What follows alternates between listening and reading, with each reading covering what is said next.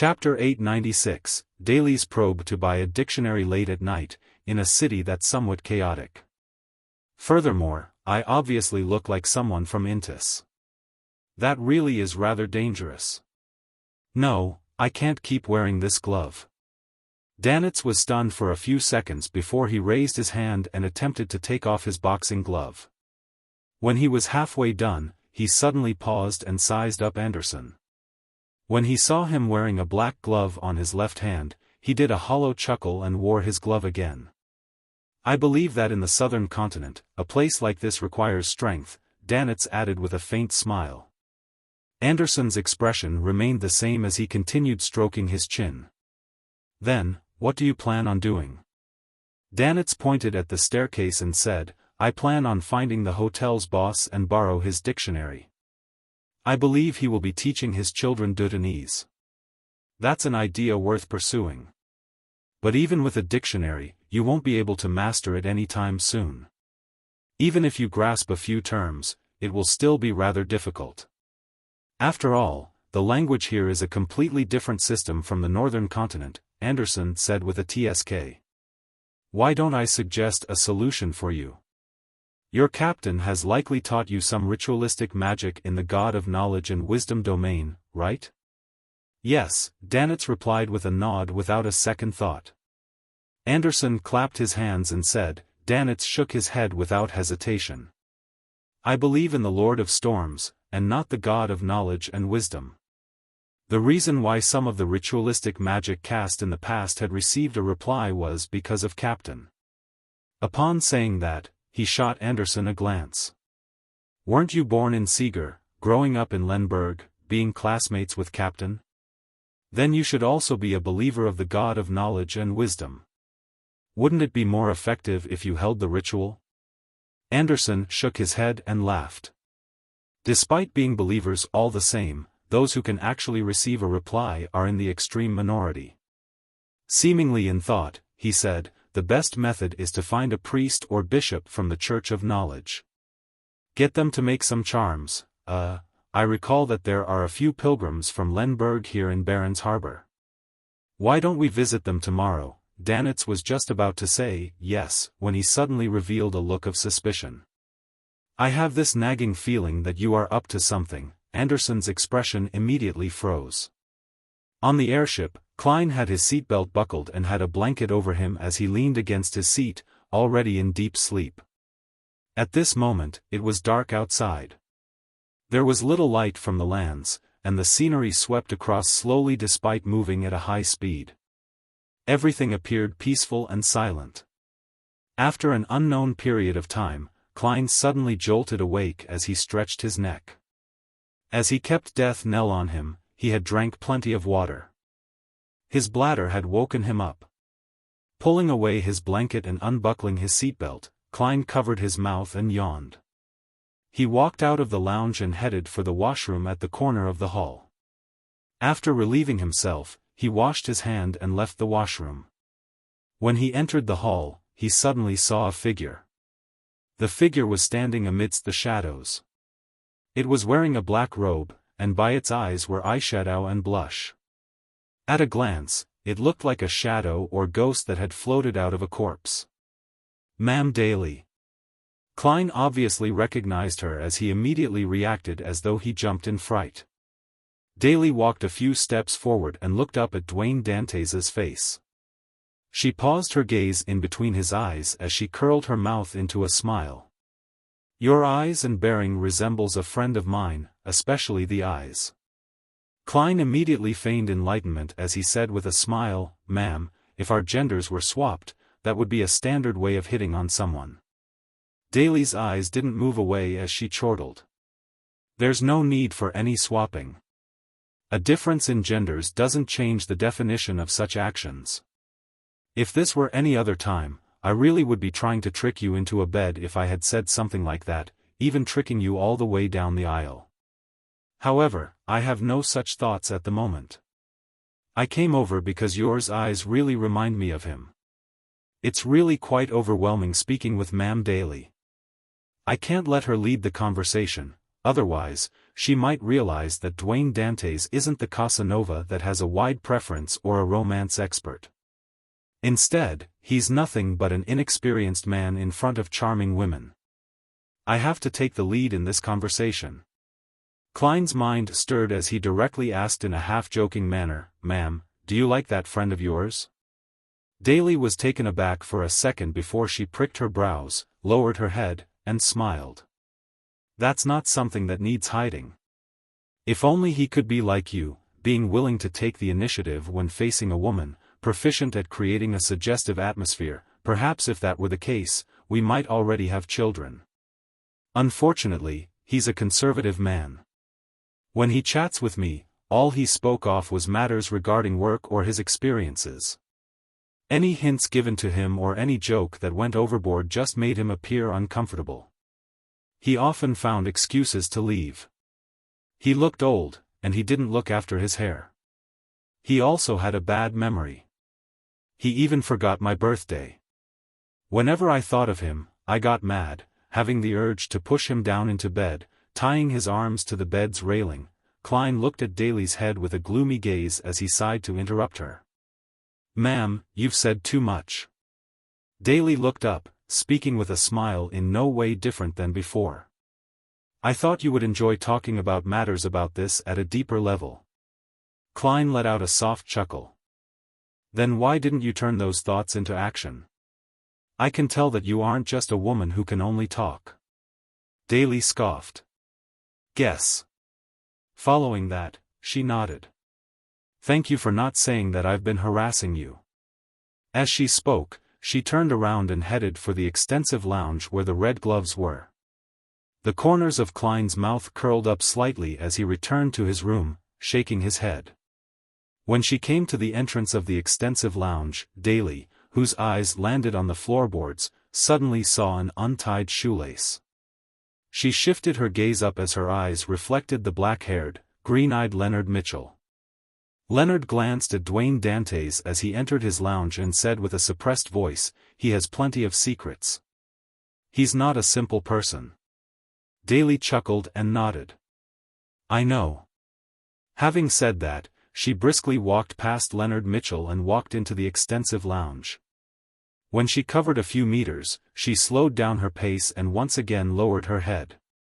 Leonard remained standing at the door, watching the long dragged-out shadows that were cast from the lights outside.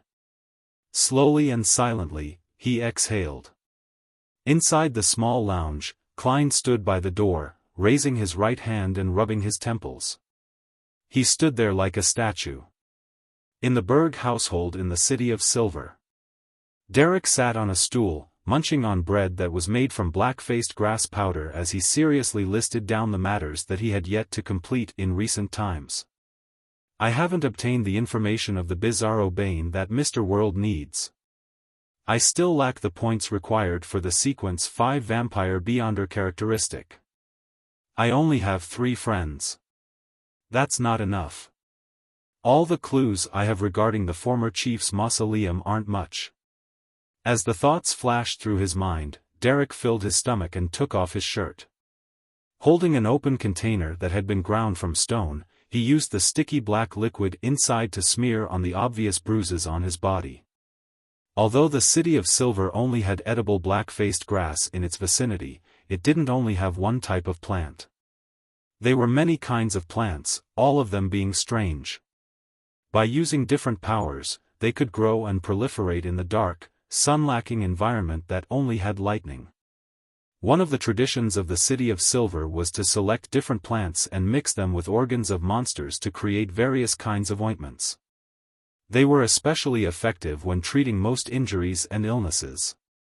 It prevented the residents from dying just because of a trivial problem. They were simplified versions of the magical medicine, holy ointment, and essential oil formulas that generations of demon hunters obtained from their potions. These low-level products thus became a tradition. Just after Derek applied the ointment and took a whiff of the pungent smell before putting on his clothes, he suddenly heard knocking at the door. His mind tensed up instinctively as he held up Thunder God's Roar, the dark blue hammer that had electric sparks swirling around it. He carefully approached the door, prepared to kill any monsters that suddenly emerged from the darkness. "Who is it?" Derek asked in a deep voice. A gruff voice sounded from the outside, "Valor." At the same time, bright light beamed its way through the door cracks and windows. That was the power of a Dawn Paladin. Derek relaxed as he opened the door and greeted, "Valor, aren't you leading a patrol team today?" Valor stood 2 meters tall and was recently befriended by Derek. Derek was also most impressed with him because Valor was able to rein in his powers to a great extent and was a person who took very good care of his companions. In addition, his patrol team's recent patrol area included the former chief's mausoleum. Valor had brownish-yellow hair that resembled Derek's and a thick beard. His favorite pastime was fighting with others. Upon hearing that, he said with a smile, "The 6-member council has just ordered our team to skip the area of the former chief's mausoleum. And this area is the last spot for our patrol mission. Let's go to the training field. Let's get some exercise." The 6-member council has specially ordered the patrolling teams to skip that area. They plan to open the former chief's entrance today. I wonder what will happen. I hope there's no sinister plot on Elder Lovia's side. Derek was alarmed as he hurriedly built connections, but he was at a loss. Just as he hesitantly wore his clothes in preparation to join Valor at the training field, a shadow grew out from the dark ends of the street and said, "Derek Berg, the chief has requested you visit him at the spire." Chapter 897, The Chief's Hint at the Top of the Spire, in the room that belonged to the chief. Colin Iliad had the tall body that was standard of the City of Silver. His hair was grizzled, unkempt, and rather disheveled. He had deep wrinkles around his cheeks, but there were no wrinkles elsewhere. Some old scars, that were either deep or twisted, remained on his cheeks. He wore a linen shirt on the inside with a brown coat draped over his body. By his waist was a belt filled with tiny compartments. His light blue eyes were deep, filled with the experiences and stories they had seen. After Derek bowed, the demon hunter nodded gently and pointed diagonally to the items placed on the table. "Do you still remember them?" Derek took a glance as his gaze suddenly froze. His eyes reflected 2 translucent worms that had the thickness of a child's finger. Worm of Time. They were translucent worms of time with rings. They were worms of time that came from Blasphemer Amon's avatar. Yes. Derek fell silent for a second before instinctively answering, "They were left behind by Amon." Colin Iliad nodded indiscernibly and said, "One of them was even coughed out by you." Without waiting for Derek to say a word, he continued in a thorough manner, "You once said that while being possessed by Amon, you were in a daze most of the time, as though you were in a dream. You were occasionally lucid." Faced with the chief's gaze, Derek nodded, indicating that he had given such a description before. Colin Iliad moved his gaze away and cast it out the window, looking down at the nearby buildings. "I believe I haven't told you the things you did during those times. You did a total of 2 rituals. One of them had elements of a secret deed, and the other one was like a sacrifice. You obtained a certain reply. Do you have any recollection of such things?" "Indeed, I was being monitored when I sought Mr. Fool's help and used the secret deed ritual to cleanse Amon's avatar." Derek wasn't surprised by what the chief was mentioning. He had long been advised by the Hanged Man that, based on the rich experience the City of Silver elders, it was impossible that they would dismiss someone acting abnormally. Thus, the conclusion that he had been constantly monitored after he left the dungeon was obtained. This was corroborated by the fact that someone had emerged from the shadows when doing the sacrificial ritual. "I don't have any recollections." Derek pretended to be in thought before he shook his head. Colin, who was observing him through the corner of his eye, turned his head over and said with a sigh, "Try recalling it carefully. These 2 worms left behind by Amon are materials of great value. I've been trying to find ways of using them. If I can secretly make them into items, this might be a trump card that no one else knows. It can play a crucial role at critical moments. During the 2 rituals you experienced, you might have symbols, ancient incantations, or mysterious elements that can be used for reference. Think about it carefully. If this were in the past, Derek would have only understood the chief superficially, but at this moment, he was able to interpret the hidden and indirect meaning behind the sentence, albeit being a few seconds slow. I know there's still a certain connection between you and Amon. We will be opening the mausoleum to the former city of Silver Chief. I need to prepare additional trump cards against any unexpected accidents or cause that Lovia and company to use to inflict any harm to the city of Silver. Try attempting communication. Mr. Hanged Man was right. The higher one's level is, the more experienced they are at handling danger, and the more accustomed they will be at expressing themselves by speaking in riddles. It's a way to leave options open for both parties. Derek suddenly felt he had grasped a particular technique. Upon realizing that the chief's goal was to limit Elder Lovia and how she represented the fallen creator, he felt that he needed to do something. However, he had zero clue on how to use a worm of time. All he could do was consider praying to Mr. Fool and see if he could provide any help. I'll try my best to recall. I need a silent room. As Derek spoke, he paused, deliberating over his words. Colin Iliad was apparently prepared as he pointed towards the corridor. Many of the rooms across the corridor do not have people in them. Choose one yourself. Yes, Your Excellency. Derek bowed and exited the room before entering an unused room. He locked the wooden door, sat down, and in the dark corner, prayed softly as his eyes emitted a soft glow. Desi Bay, Eskelson Harbor.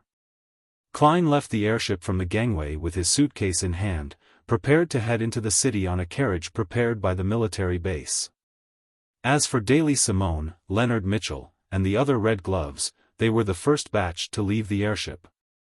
Klein had been arranged to be one of the last, hence, they didn't meet each other. After entering the city and finding a hotel to stay in, he prepared to have some rest to remedy the poor sleep he had last night. Suddenly, he heard a series of illusory, stacked pleas. Sounds like Little Sun. Klein yawned while covering his mouth and entered a cramped washroom. With great difficulty, he took 4 steps counterclockwise and arrived above the gray fog. As he expected, the crimson star that was blinking and burgeoning was none other than the one that represented the sun. He emanated his spirituality to make contact with it, and he quickly learned what the sun's prayer was pertaining to. The city of Silver Chief is asking Little Sun, no, asking what he thinks to be Amon on how to use a worm of time charm. Thankfully, I had such a question previously and have already gotten an answer. However, using the worm of time to create a potent charm that can temporarily exchange fates will require him to pray to the Fool. Wouldn't this directly expose the fact that the one backing Little Sun is not Amon, but some unknown hidden existence? Klein tapped the edge of the model table as he seriously considered how he was to answer. In less than a minute, he quickly reframed his line of thought and discovered that his worries were meaningless. Firstly, apart from Shepherd Elder Lovia, who can receive certain revelations from the true Creator, no one in the City of Silver knows Amon. All they might guess is that he is likely the Angel of Time, one of the 8 kings of angels that were by the Creator's side. Therefore, even if they learn of an existence called the Fool, they will probably believe that it's Amon's true body, or a deity that Amon now believes in. Secondly, the honorific name of the Fool is no longer a secret to the true Creator, Blasphemer Amon, and Shepherd Elder Lovia. It doesn't matter if more people from the City of Silver learns of it. Thirdly, the chief named Colin Iliad is only a demon hunter. Even if he knows the honorific name of the Fool and has a grade 0 sealed artifact, there's nothing he can do. After all, Blasphemer Amon and the true Creator haven't been knocking at my door in the middle of the night. Finally, the 6-member council's chief is long aware of a problem with Little Sunday. He just hasn't made it obvious. As his thoughts raced, he felt that he needed to be bolder. Perhaps I can use this opportunity to develop another 1 or 2 downlines, no, I mean believers. Little son won't have to fight alone anymore in the future. Besides, I've already improved since the time when I wiped away Amon's avatar. I've also accumulated even deeper knowledge in mysticism. I wield the sea god's scepter and can stir even more of the powers of the mysterious space above the gray fog. I don't have to worry about missing anything when facing a sequence 4 demigod during the ritual, as long as I don't rashly pull him above the gray fog. Klein quickly made up his mind and cast the method to creating a fate siphon charm into the crimson star representing the sun. Knock. Knock. Knock. The sound of knocking resonated within the chief's room at the top of the spire.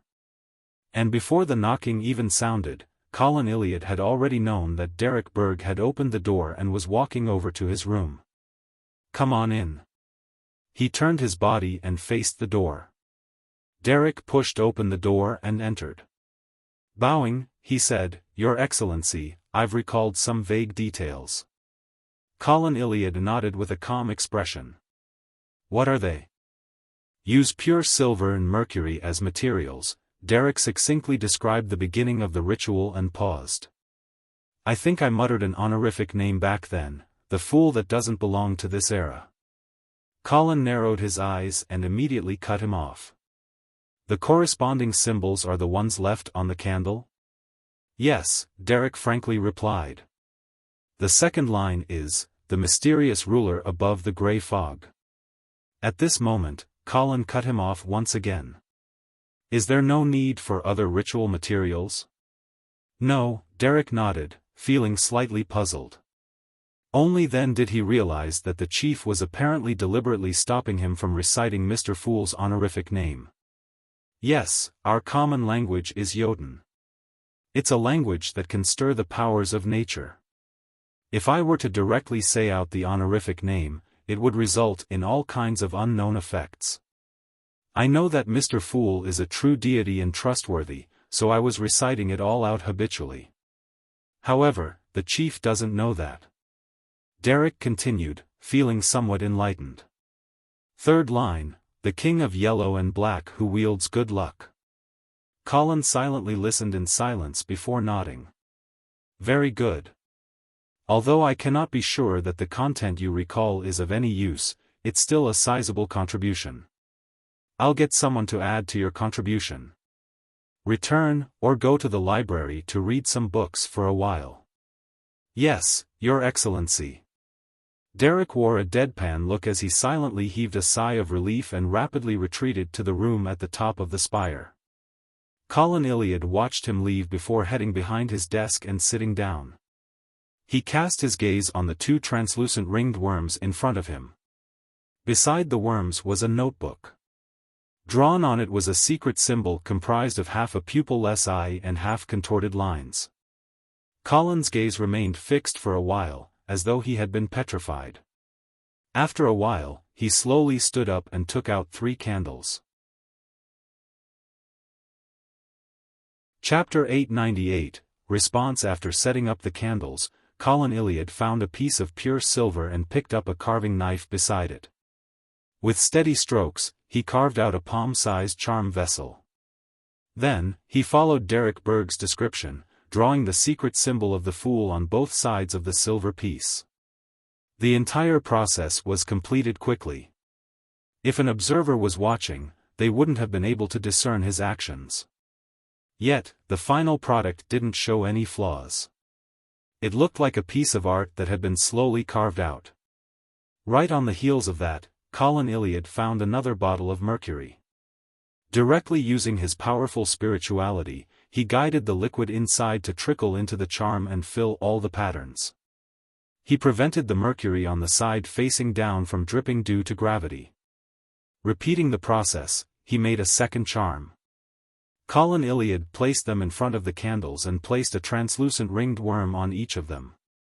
Compared to him standing up silently, the present Colin's every move was stable, calm, and firm. He didn't show any signs of hesitation, just like how he faced powerful monsters that came out of the darkness. After finishing the ritual, he took 2 steps back and removed the crossed swords that were hanging from the wall. He stabbed them into the crevices of the floor tiles at the door. He then closed his eyes and muttered. Pure and thick beams of light emerged out of the void as they enveloped the 2 swords with a holy and glorious feeling. The light beams increased in quantity, slowly transforming into liquid water that flowed across the cracks in the floor tiles and the walls, forming a cage that isolated him from the outside. As a senior demon hunter, Colin Iliad didn't wish to take such precautionary measures when holding a ritual. This was because there was a tiny chance of angering the target, bringing about dangerous developments. However, he had no choice but to do so because he needed to be certain that even if the ritual failed, even if the fool was an existence filled with malice, and even if he were to die at the altar, he would not bring too much harm to the City of Silver. In regards to the defensive power of the cage, Colin was rather confident because this directly stemmed from a godlike sealed artifact, a crown which the giant King Ormur wore, proof of glory. This was one of the main reasons why the City of Silver could survive wave after wave of monster assaults in the Dark Ages. With all his preparations completed, solely using his spirituality, Colin Iliad used his desk as an altar and created a sacred and clean environment that no one could disturb. He then lit the 3 candles. The pale yellow light flickered as they reflected in his eyes. He bowed his head and scattered the plant powder, monster hide, and fur into the candle flame or lit them and threw them into a cauldron so as to please the secret existence he was about to pray to. Such acts weren't rare in the City of Silver. Known to all, there were rituals held that targeted the creator, but from time to time, certain residents would be enticed by unknown existences during their patrols or exploration, tempted to hold all kinds of rituals. Most of the latter was a passive act, but there were a few that were done proactively. On the one hand, the cumulative despair of not receiving any response from the Creator had made them eager to grab onto any other existence to rely on, and on the other hand, many generations of the 6-member council had come to a common consensus that the Creator who had abandoned the land might very well not return again. Seeking out other alternatives was something that had to be expedited, but unfortunately, such attempts only led to nothing or death, nothing else. And it was because of this reason that regardless of the difficulties faced or how many times they discovered cities that were destroyed because of evil gods, the City of Silver continued their exploration of regions that were further away. As for Colin Iliad himself, the discovery of the outsider, Jack, brought him an indescribable sense of surprise and hope.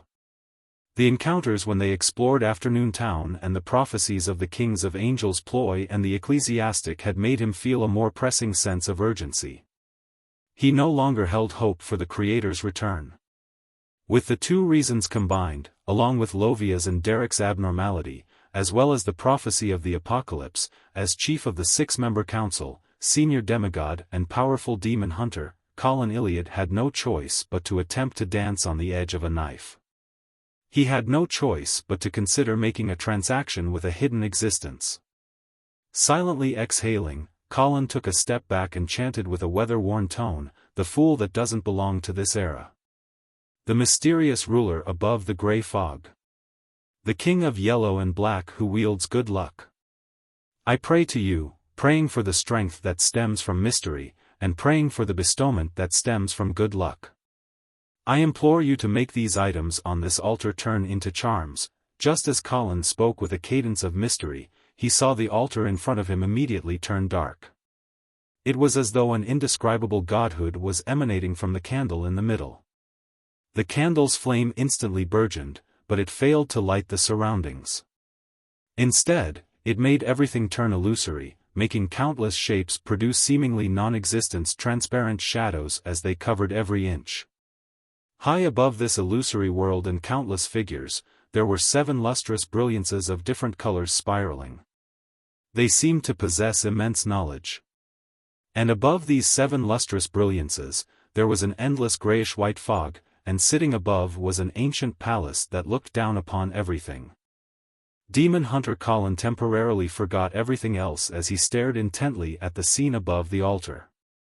It was as though something that only existed in books or ancient tomes had taken a step through the illusory and entered reality, appearing before him. If he recalled correctly, this was likely the projection of the spirit world. Before the disaster, before the time the Creator abandoned this land, it was easy to observe and enter the spirit world. The spirit world now only existed in the City of Silver's textbooks and various records, but no one could touch it. At this moment, a creaking, illusory sound sounded. The ancient palace that overlooked the grey fog and spirit world seemed to open its doors.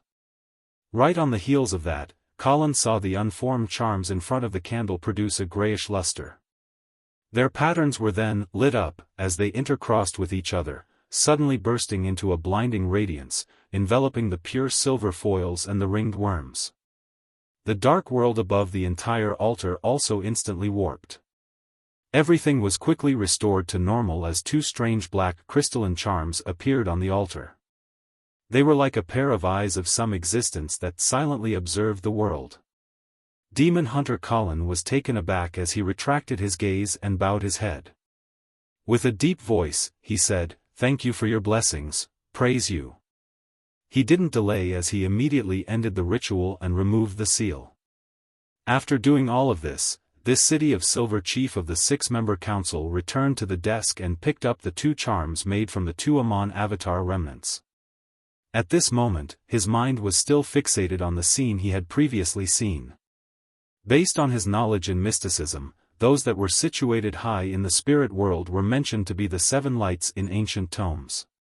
They were believed to be close to that of deities, but none of the records indicated what was above the 7 lights or what the grey fog represented.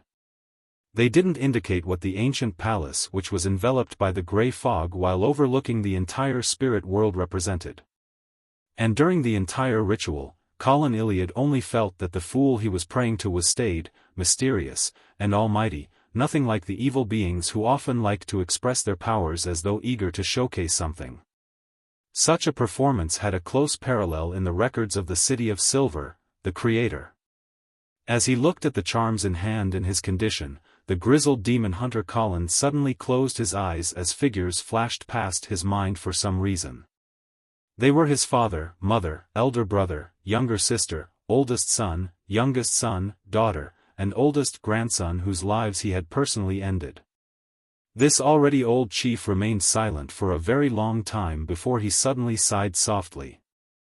It's been 2,583 years.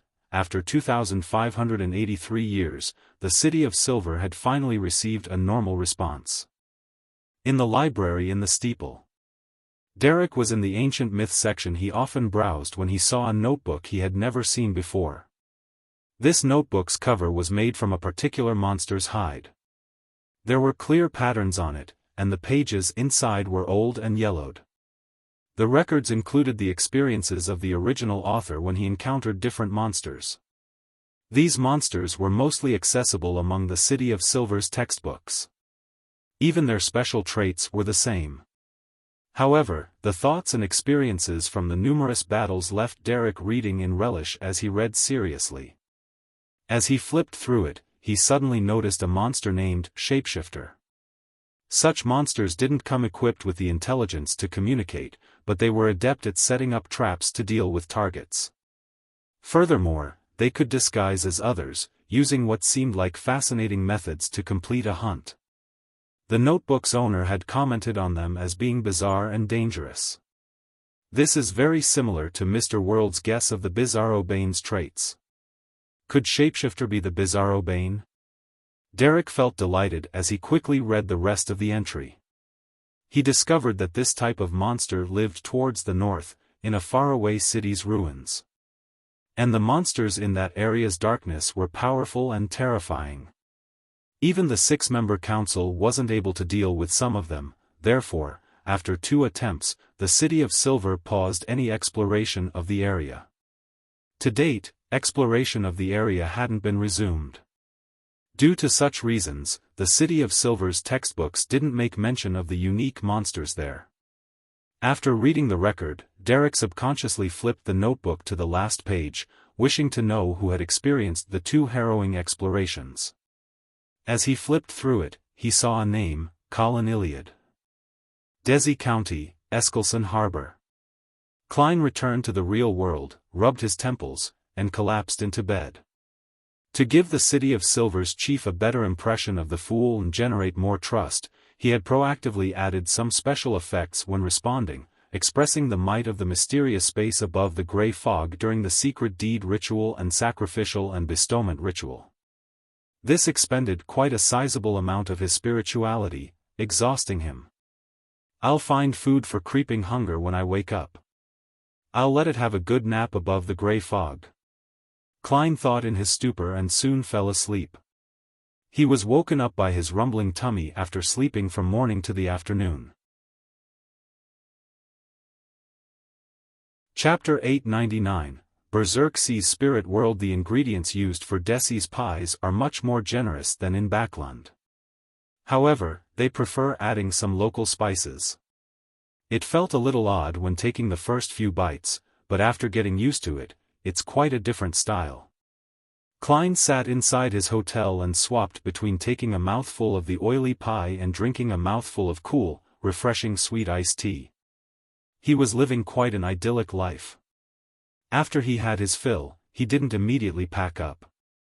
He picked up the top hat on the chair beside him and wore it. Meanwhile, his left palm suddenly turned transparent as his entire body faded away. Klein had entered the spirit world and was planning on traveling to the Podo harbor in the Berserk Sea. He was there to seek out food for creeping hunger. Eskelson, where he was, did belong to Desi Bay, but it was nowhere along the coast since it was an island. This was the southernmost island of Desi Bay, and going past it meant one's entry into the Berserk Sea. Therefore, the second Klein headed for the predetermined coordinates. An abnormal sight appeared before his eyes. The spirit world's air flows seemed to be materialized as they spun into a wind. They howled as they enveloped a huge region that seemed boundless. It was dim inside, with layers of dark clouds. Bolts of lightning tainted with the deep gloom kept flashing, illuminating the surrounding area like it was the apocalypse. At that moment, Klein felt as though he had arrived in a sea that was eternally ravaged by storms. However, he knew with certainty that this was the spirit world. Indeed, it's just like what many books on mysticism mention. The power involved with the perishing of death has not only changed the atmospheric weather of the sea between the northern continent and southern continent, but it also filled it with disaster and danger. It's how its name was derived. Furthermore, it also broke the barrier between reality and the illusory, tainting and damaging the corresponding spirit world and causing them to affect one another. In the Berserk Sea, if one holds a ritual that involves the spirit world, using powers related to the spirit world, there will be a high probability of an accident occurring, causing unimaginable developments. Klein reflected poignantly as he used his eyes to verify what the books wrote. From his point of view, if it weren't because of this, the various countries in the northern continent wouldn't have waited for Emperor Roselle to find the safe sea route before they had a chance of invading the southern continent. After all, to most high-sequence beyonders, they could easily traverse normal kinds of natural barriers. Roselle's safe sea route wasn't simply geological in nature, but also mysticism in nature. This also meant that since the Berserk Sea and Spirit World were influencing each other and overlapped, Klein could directly use the local sea maps to traverse the Spirit World's calamities. Recalling the content he had read before, Klein found the correct location and entered the dark Spirit World. The howling of the gales sounded from every direction. Even the secondary gusts of wind left a chill running deep down from Klein's soul or spine. This made him believe that if he had traveled in a spirit-body state without the use of the Black Emperor card, Tyrant card, and Azek's copper whistle to augment himself, there was quite a good chance of him suffering a serious injury. And if this wasn't the safe sea route, he believed that there was a chance his physical body couldn't withstand the black storms that were filled with death. Compared to the gales, the dark lightning bolts were far more dangerous. Klein suspected that he couldn't even withstand being smote by one of them. As for the hidden maelstrom and the wandering creatures, they were another form of danger. This is a place without any material seawater. I wonder what's at the end of the maelstrom. Klein followed the safe sea route and traversed the land at an adequate speed. From time to time, he would survey his surroundings to broaden his horizons. Suddenly, he saw a strange creature. It was dragging a huge sickle and was situated inside a black hurricane. As it was formed by individual skulls, it was swollen and massive. The skulls were either grayish-white or grayish-black of varying sizes.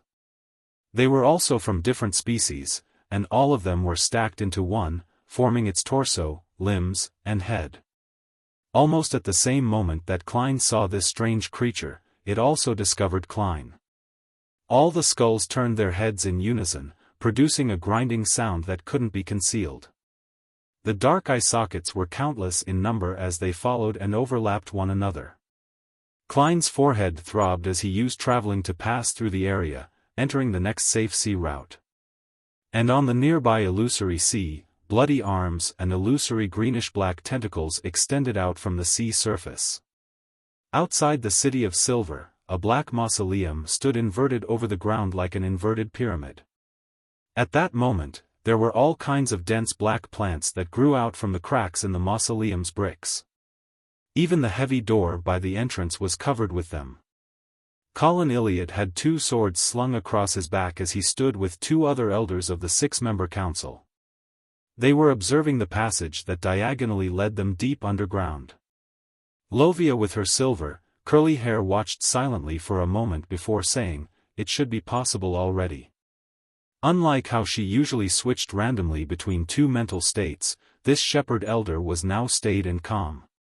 She didn't show any signs of abnormalities as her pale gray eyes were deep and placid. Colin gently nodded and took out a bottle of medicine from 2 different compartments on his belt. Unscrewing the lids, he downed them. His light blue eyes rapidly brightened. His unwrinkled skin had blood vessels protrude as they got tinted with silver. Right on the heels of that, the chief drew a sword and smeared a silver-gray ointment across its surface. As he took steps to prepare, another 6-member council elder, Waite Chermont, did something similar. This bald man who had a tattooed symbol on his head stood nearly 2.5 meters tall. He didn't look a day over 45. But in fact, he was nearly 80. He was also a Sequence 4 demon hunter, a demigod that was one of the main pillars of support for the City of Silver. In the City of Silver, due to the lack of main ingredients, and with the citizens being aware of the acting method and having sufficient combat experience, they advanced from low to mid-sequences rather easily. Sequence 6 Beyonders were the majority, but from Sequence 5 onwards, due to the rituals required and other reasons, the number of Beyonders drastically fell. At Sequence 4 where there was a qualitative change, an entire generation might not even produce one. Waite Chermont didn't dual-wield like an orthodox demon hunter. This allowed him to use different ointments to produce different effects so as to handle more complicated situations. He wielded an iron-gray hammer, and on his back was a huge bow that was equally as massive as his body. He was like a miniaturized giant that walked out of an oil painting. The bow was a mystical item, one that didn't have overly severe side effects. In the historical records of the City of Silver, it received its name from killing a dragon at the demigod level. Its name was Dragon-Slaying Bow. After finishing their preparations, Waite slammed his hammer in front of him loudly, drew his bow, and slowly pulled it back. Sizzling bolts of lightning suddenly emerged as they condensed into one, and as it grew longer from the pull, it formed a blinding and radiant arrow between the bowstring and the back of the bow. Just as Waite's fingers released the bowstring, the lightning arrow shot straight to the mausoleum's door, which was overrun with human hair like weeds. Silently, the heavy door appeared to have long rotten. It exploded into pieces along with the electric bolt's explosion, revealing a deep passageway. This passageway shimmered with pale white lights. It extended far beyond what one's eyes could see, giving off a creepy and cold feeling. Colin's eyes suddenly flashed with 2 complex, dark green symbols, and he reflected the mausoleum's entrance in them. A few seconds later, he held his sword diagonally and walked into the mausoleum. Wait slung his dragon-slaying bow, picked up his hammer, and followed closely behind.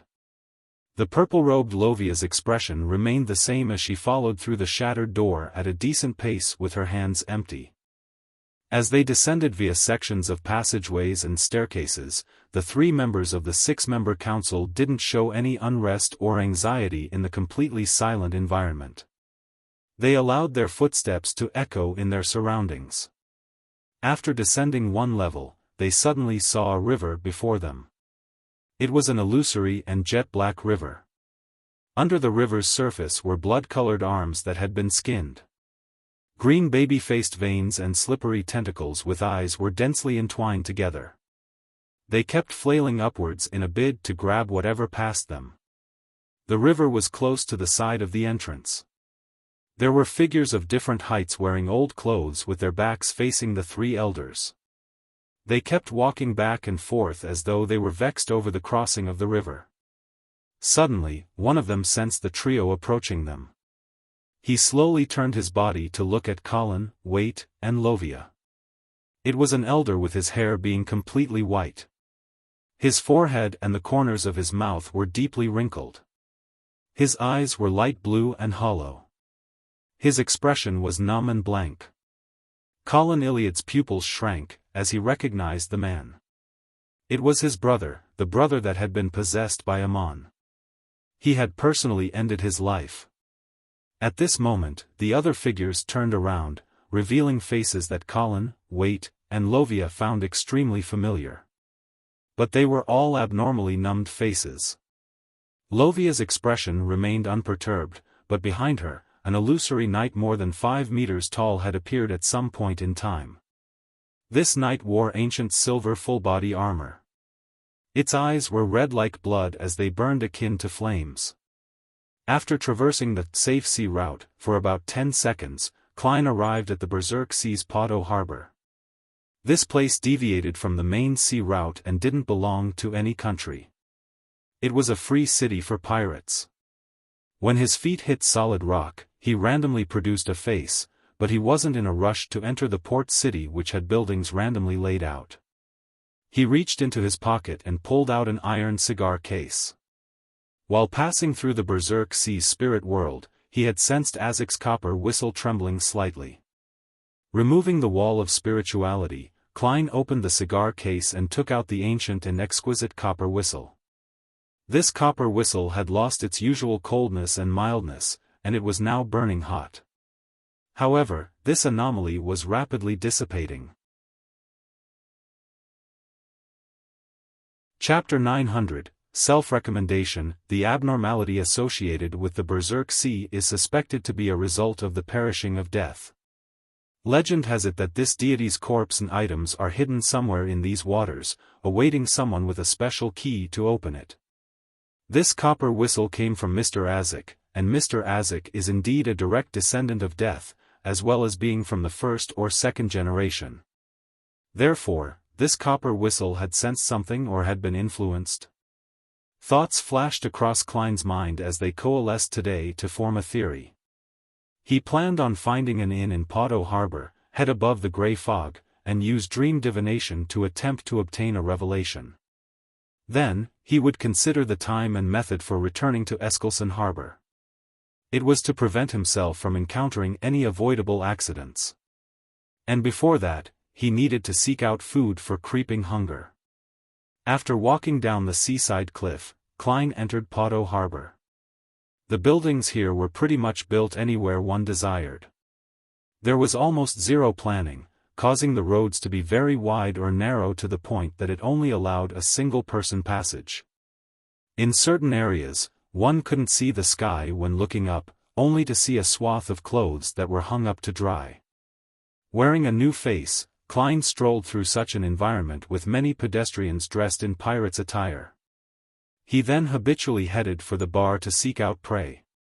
At this moment, he saw several people gathered at a notice board on a square up ahead. What's happening? With his curiosity piqued, Klein approached the area. Using his balance and agility as a clown, he passed through the gaps of the crowd before he barely arrived at a spot where he could see the notice board. On the notice board, there was a piece of paper that was overbearing, covering all the other pieces of paper. It was obvious at a glance. Its title was, "The Black Emperor's Crew Recruitment." The Black Emperor? Isn't that the ship of King of the Five Seas, Nast? The one that can traverse the spirit world? Considering how he can be considered the king of pirates, he's actually openly recruiting crew members? Klein was rather surprised as he deliberately spoke out with a suppressed voice. How is that possible? Why not? A stout man beside him with his arm exposed from his rolled-up sleeves laughed out loud. It might be impossible in the past, but it's possible now. Why? Klein was hoping that someone would respond. Immediately, he turned his head and asked. The stout man had tattoos all over his arms and cheeks, making him look fierce. Upon hearing that, he pointed at the main sea route's direction and said, "A week ago, the Black Emperor and Lone's highly promoted steam ironclad warship, the Pritz, met and clashed in a sea battle. The Black Emperor had many casualties and are in dire need of more manpower." Klein's first reaction was that it didn't make mystical sense. Based on the published content in the papers and the rumors he had heard out at sea, he knew that the Pritz was a warship in the normal sense. It lacked any beyonder elements. Perhaps in terms of physical damage, it was stronger than the Black Emperor, but the latter could use the spirit world to leap, just like a large-sized version of a traveler. There was no ordinary armament that could damage it.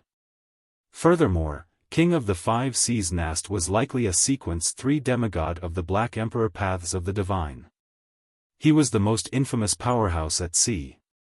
He could directly distort the trajectories of cannonballs, making him nearly invincible when facing a fleet that wasn't in any sense mystical. From Klein's point of view, they were enemies at two completely different levels. Yet, the final outcome was not something he could imagine. He didn't hide his astonishment as he blurted, "What about the Pritz?" The fierce-looking man shook his head and replied, "I'm not too sure, but I heard that it wasn't damaged. Only 2 corvettes were sunk." This. Klein was first taken aback before he came to a slight understanding of what happened. He recalled the situation of him robbing the Tutensis II mummy. The military's demigod had used the law that had the power of mysteriousness weakened and the real strengthened. Once this came into effect, the Black Emperor was just a sailboat that was a little special with some extraordinariness. It definitely couldn't beat an ironclad warship. Neither could it flee. This also meant that the Pritz had a demigod existence on the military side, or else such a law wouldn't have come into effect. To be able to get the Black Emperor to flee under such a situation, King of the Five Seas Nast must be very, very strong. Below angels, he's definitely one of the strongest. From the looks of it, due to the existence of the Arbiter pathway, the trajectory of this world's military development remains close to that of Earth's. It wouldn't reach a point of not being able to defeat a slightly higher-level mysticism opponent. Klein nodded in enlightenment as he didn't inquire further. As for Beyonders below Sequence 4, in a large-scale battle, apart from the few jobs that could take on the role of outputting offensive firepower or carry out effective defenses, the rest could only avoid a direct clash. They would then be the cleanup crew or simply provide support. For example, a marionettist with all his marionettes feared no one in a mid-sequence Beyonder battle if fighting one-on-one. But once he was on a battlefield with shells hurtling everywhere and machine gunfire sweeping the area, the problem of being physically weak became a problem. Even with paper figurine substitutes, one was unable to escape the range of gunfire, thus, suffering a second round of damage. Under such situations, it might be too late to use paper figurine substitutes again. In such intense battles, the most effective mid-sequence Beyonders are wraiths. They aren't afraid of cannonballs or bullets, nor are they afraid of being discovered by enemies. Furthermore, they have shriek which can affect a huge area. Klein allowed his thoughts to wander when the man from before continued speaking. You're also thinking of joining the Black Emperor? I'm still not sure, Klein casually replied. The stout man who was covered in tattoos said in excitement, I have plans on giving it a try anyway. There aren't more than 10 people here who are better at fighting than me here. I have rich experience as a pirate. They'll definitely pick me. However, I won't stay on the Black Emperor for too long. There are too many meaningless rules, such as not being able to plunder or kill defenseless people. Or something as silly as not being able to drag a woman you like unless it's mutual. Did you hear that? Is that anything like a pirate? Although the King of the Five Seas is one of the 4 kings and is publicly acknowledged as the Pirate King, those rules are just like dog's hit. I'm already used to leading a real pirate's life. I like it that way and will not change. I'm only tempted to join because I heard that it's possible for the Black Emperor crew to obtain supernatural powers. When the time comes, I'll leave and form my own pirate crew. As this man spoke excessively, he suddenly realized the stranger's expression turn a little odd. He hesitated for a moment and asked, Why are you looking at me like that? The silver-gray glistening sword slashed down suddenly, pinning down a blank-faced figure to the ground. The figure warped and squirmed and gradually dissipated into illusory blobs of light amidst swirling silver light. Colin Iliad retracted his sword and stood straight up. Observing his surroundings, he saw that Waite and Lovia had separately finished their corresponding targets. A region had been cleanly cleared out by the riverside. At this point, above the illusory, eerie black river, a dark boat cruised over. It silently docked by the bank. Upon seeing this scene, Colin slowly exhaled as he muttered with a solemn expression, Ferryman. He had spent quite a long amount of time with the former chief, and they knew each other rather well. They both knew that the other was troubled by the City of Silver's absence of the Sequence 3 of the Giant Pathway, Silver Night Potion formula. This prevented people from advancing once they reached the level of a demigod. They had thoughts of switching to a neighboring sequence, and this plan had seen the light of hope during a particular expedition. This was because they found the Sequence 3 potion formula of the Phoenix Pathway, Ferryman. From that moment forth, the former chief began building the mausoleum and eventually took up residence inside before sealing the entrance. Observing silently with dark green symbols in his eyes, Colin Iliad said heavily, Let's cross the river on the boat. Waite and Lovia didn't express any objections, fully trusting the chief's judgment. They followed closely behind him and boarded the dark and strange boat. During this process, the 3 didn't show any hesitation or observe their surroundings, nor did they pause. It was as though this wasn't an exploration but a visit with a destination in mind. The boat slowly began moving across the ink-black water surface, leaving a long trail in its wake. The bloody arms and the slimy tentacles wildly reached upwards and slammed into the boat, but they failed to leave any marks. They failed to leave any influence. In just over 10 seconds, the 3 elders of the 6-member council arrived on the other bank of the illusory river. There was an altar there with a heavy, iron-black coffin placed on it. Colin Iliad immediately jumped off the boat and reached out for his other sword. Like before, he appeared cautious, not underestimating anything. Following that, Waite held his iron-gray hammer and landed heavily on the bank. He left the surrounding soil quaking in an obvious manner. He looked at the monster skull that embraced the gigantic coffin, took 2 steps, and placed the hammer in front of him. He then removed the dragon-slaying bow behind him. At this point, Waite suddenly felt the back of his palm itching. He subconsciously looked down and saw that his hair follicles had fine white hair stained with yellowish oil growing from within as they grew in size. Potto Harbor. After Klein fed creeping hunger and found a rowdy inn, he got a room that could barely be considered clean. Then he took 4 steps counterclockwise and went above the gray fog. Sitting in the fool's chair, Klein first picked up the projection of Azek's copper whistle and conjured a pen and paper before writing a corresponding divination statement, the reason for this copper whistle's abnormality today. Chapter 901. The mutated paper figurine. Klein didn't bring Azek's copper whistle directly above the gray fog this time, but he did plan on doing it the same way he did back when he first divined the mutated sun sacred emblem. He completed it by using an object's projection.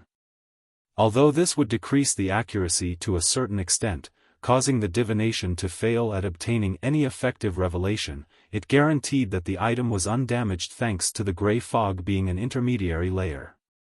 He still recalled the time back when he divined the origins of the black ear that came from the listener. This sealed artifact had suffered retaliation from the true creator, causing it to crumble and reform into a charm. Therefore, with the suspicion that the divination result could point to Death's corpse or other remains, a godhood power of a sequence 0 that had long perished but was still capable of changing the Berserk Sea's environment, Klein decided to leave Azek's copper whistle in the real world and divine using a projection. This was to avoid the possibility of damaging such an important item. After all, Death and the true creator were at the same level.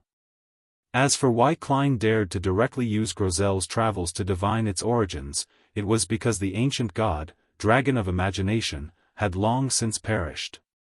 Its corresponding characteristic had likely been inherited by someone else and changed hands several times. Furthermore, the book itself was extremely strong. Even a blast of the sea god's scepter at full strength could hardly damage it. By the same logic, Mr. Door was likely only a king of angels and was in an exiled and quarantined state.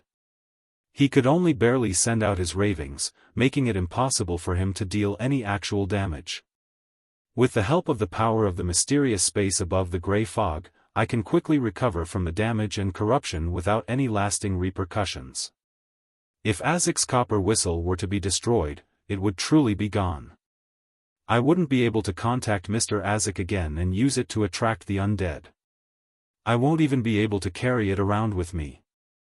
Klein very calmly and skillfully held the copper whistle's projection and the paper with the divination statement in hand before leaning back into his chair.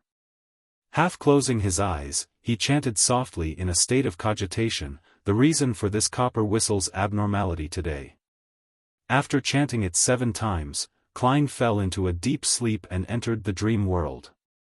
After an unknown period of time, he saw a dark and gloomy mausoleum. He saw a dark-colored staircase that extended downwards and coffins placed around it. The coffins were all open with dead bodies in them. On their backs grew white feathers that were stained with pale yellow oil. Even in the dream, Klein found the scene abnormally familiar, as though he had once seen it before. At that moment, he seemed to smell the putrid smell of rot and hear the slow breathing of some object. He felt that the darkness in the mausoleum was thickening, giving him an acute feeling of deathly silence. Suddenly, ravings that were both loud and soft sounded at the same time. The corpses in the coffins with white feathers on their backs floated up together, and using their half-rotten and half-pale faces, they looked out of the dream. With his heart skipping a beat, Klein lost control of his heart, as though it was grabbed by invisible hands and was ripped straight out of his chest. During this process, his dream collapsed into fragments as it returned to nothingness. And the final scene Klein saw was that, not only were the corpses growing white feathers on their backs and other parts of their body, there were thin illusory black tubes that stabbed into their bodies. They extended deep into the mausoleum where an endless cold, sinister, black fog emanated.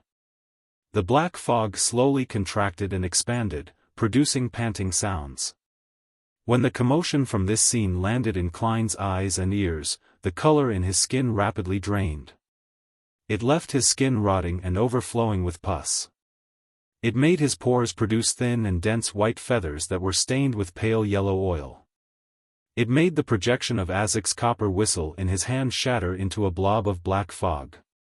The long modelled table in the ancient palace rotted and collapsed as the 22 high-back chairs were enveloped by white feathers as though they had a life of their own. Seeing the endless grey fog silently churn, the mysterious space above this gently stirred, quickly restoring everything to normal. It was as though nothing had happened. Klein, who had collapsed to the side of the chair, reached out his hand and grabbed the table leg and slowly stood up. Sitting back in his chair, he exhaled slowly. He rubbed his temples and subconsciously did a comparison.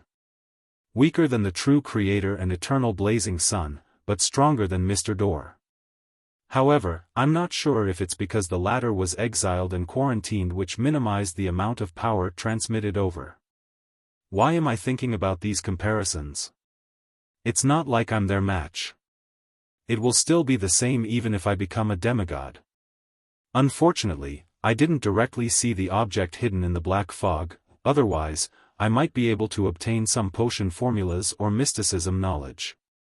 Klein felt a baffling sense of regret as he cast his gaze to the side of his chair. He saw an illusory black fog floating there. It was the remnants after the shattering of the projection of Azek's copper whistle.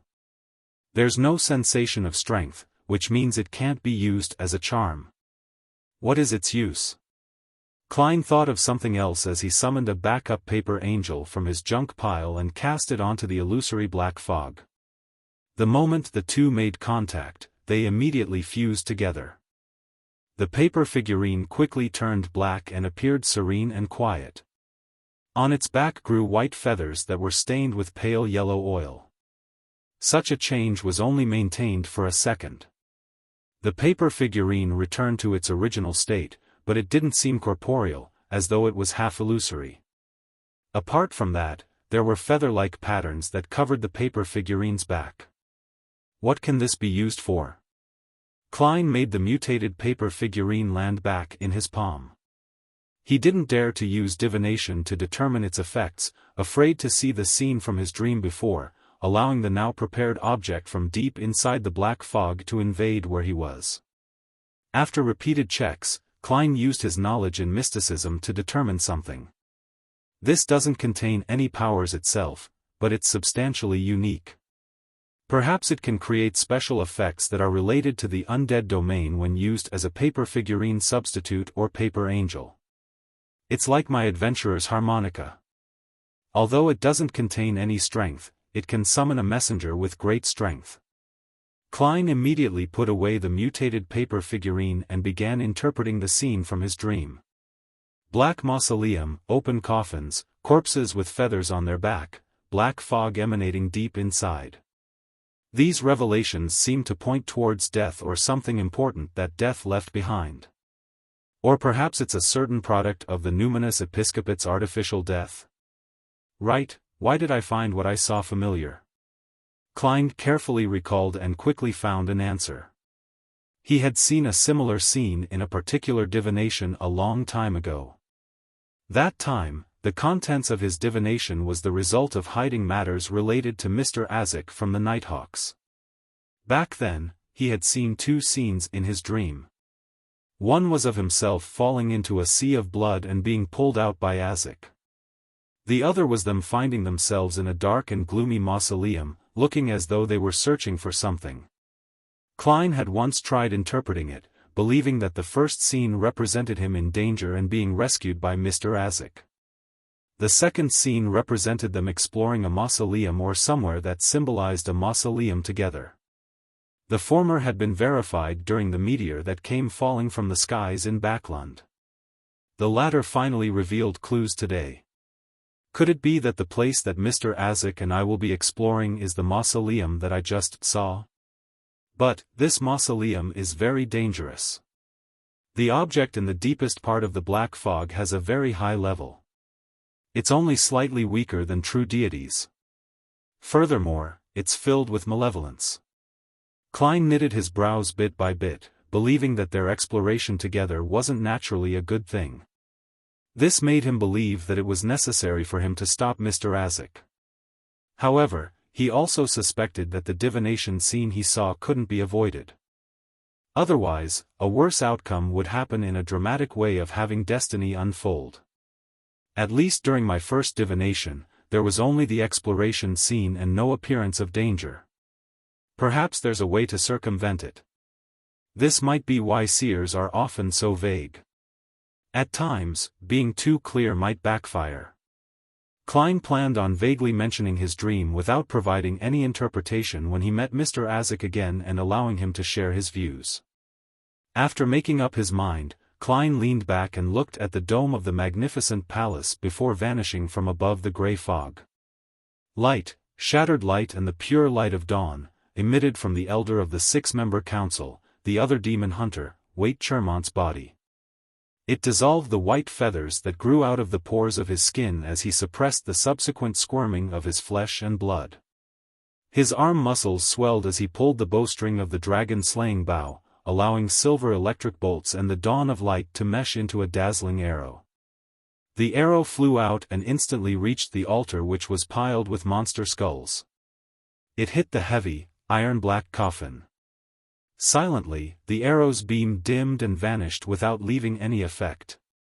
No, the area around the altar was turning darker and more gloomy. Inside the iron-black coffin, a sound that resembled bones rubbing against each other sounded, "Why?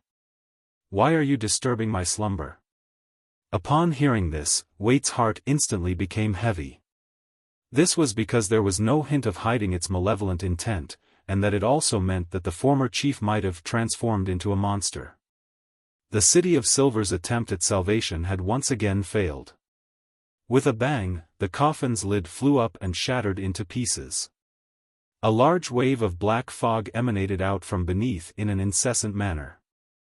Amidst this scene, Wait saw a figure slowly stand up from within the coffin. He was nearly 4 meters tall and his limbs were long.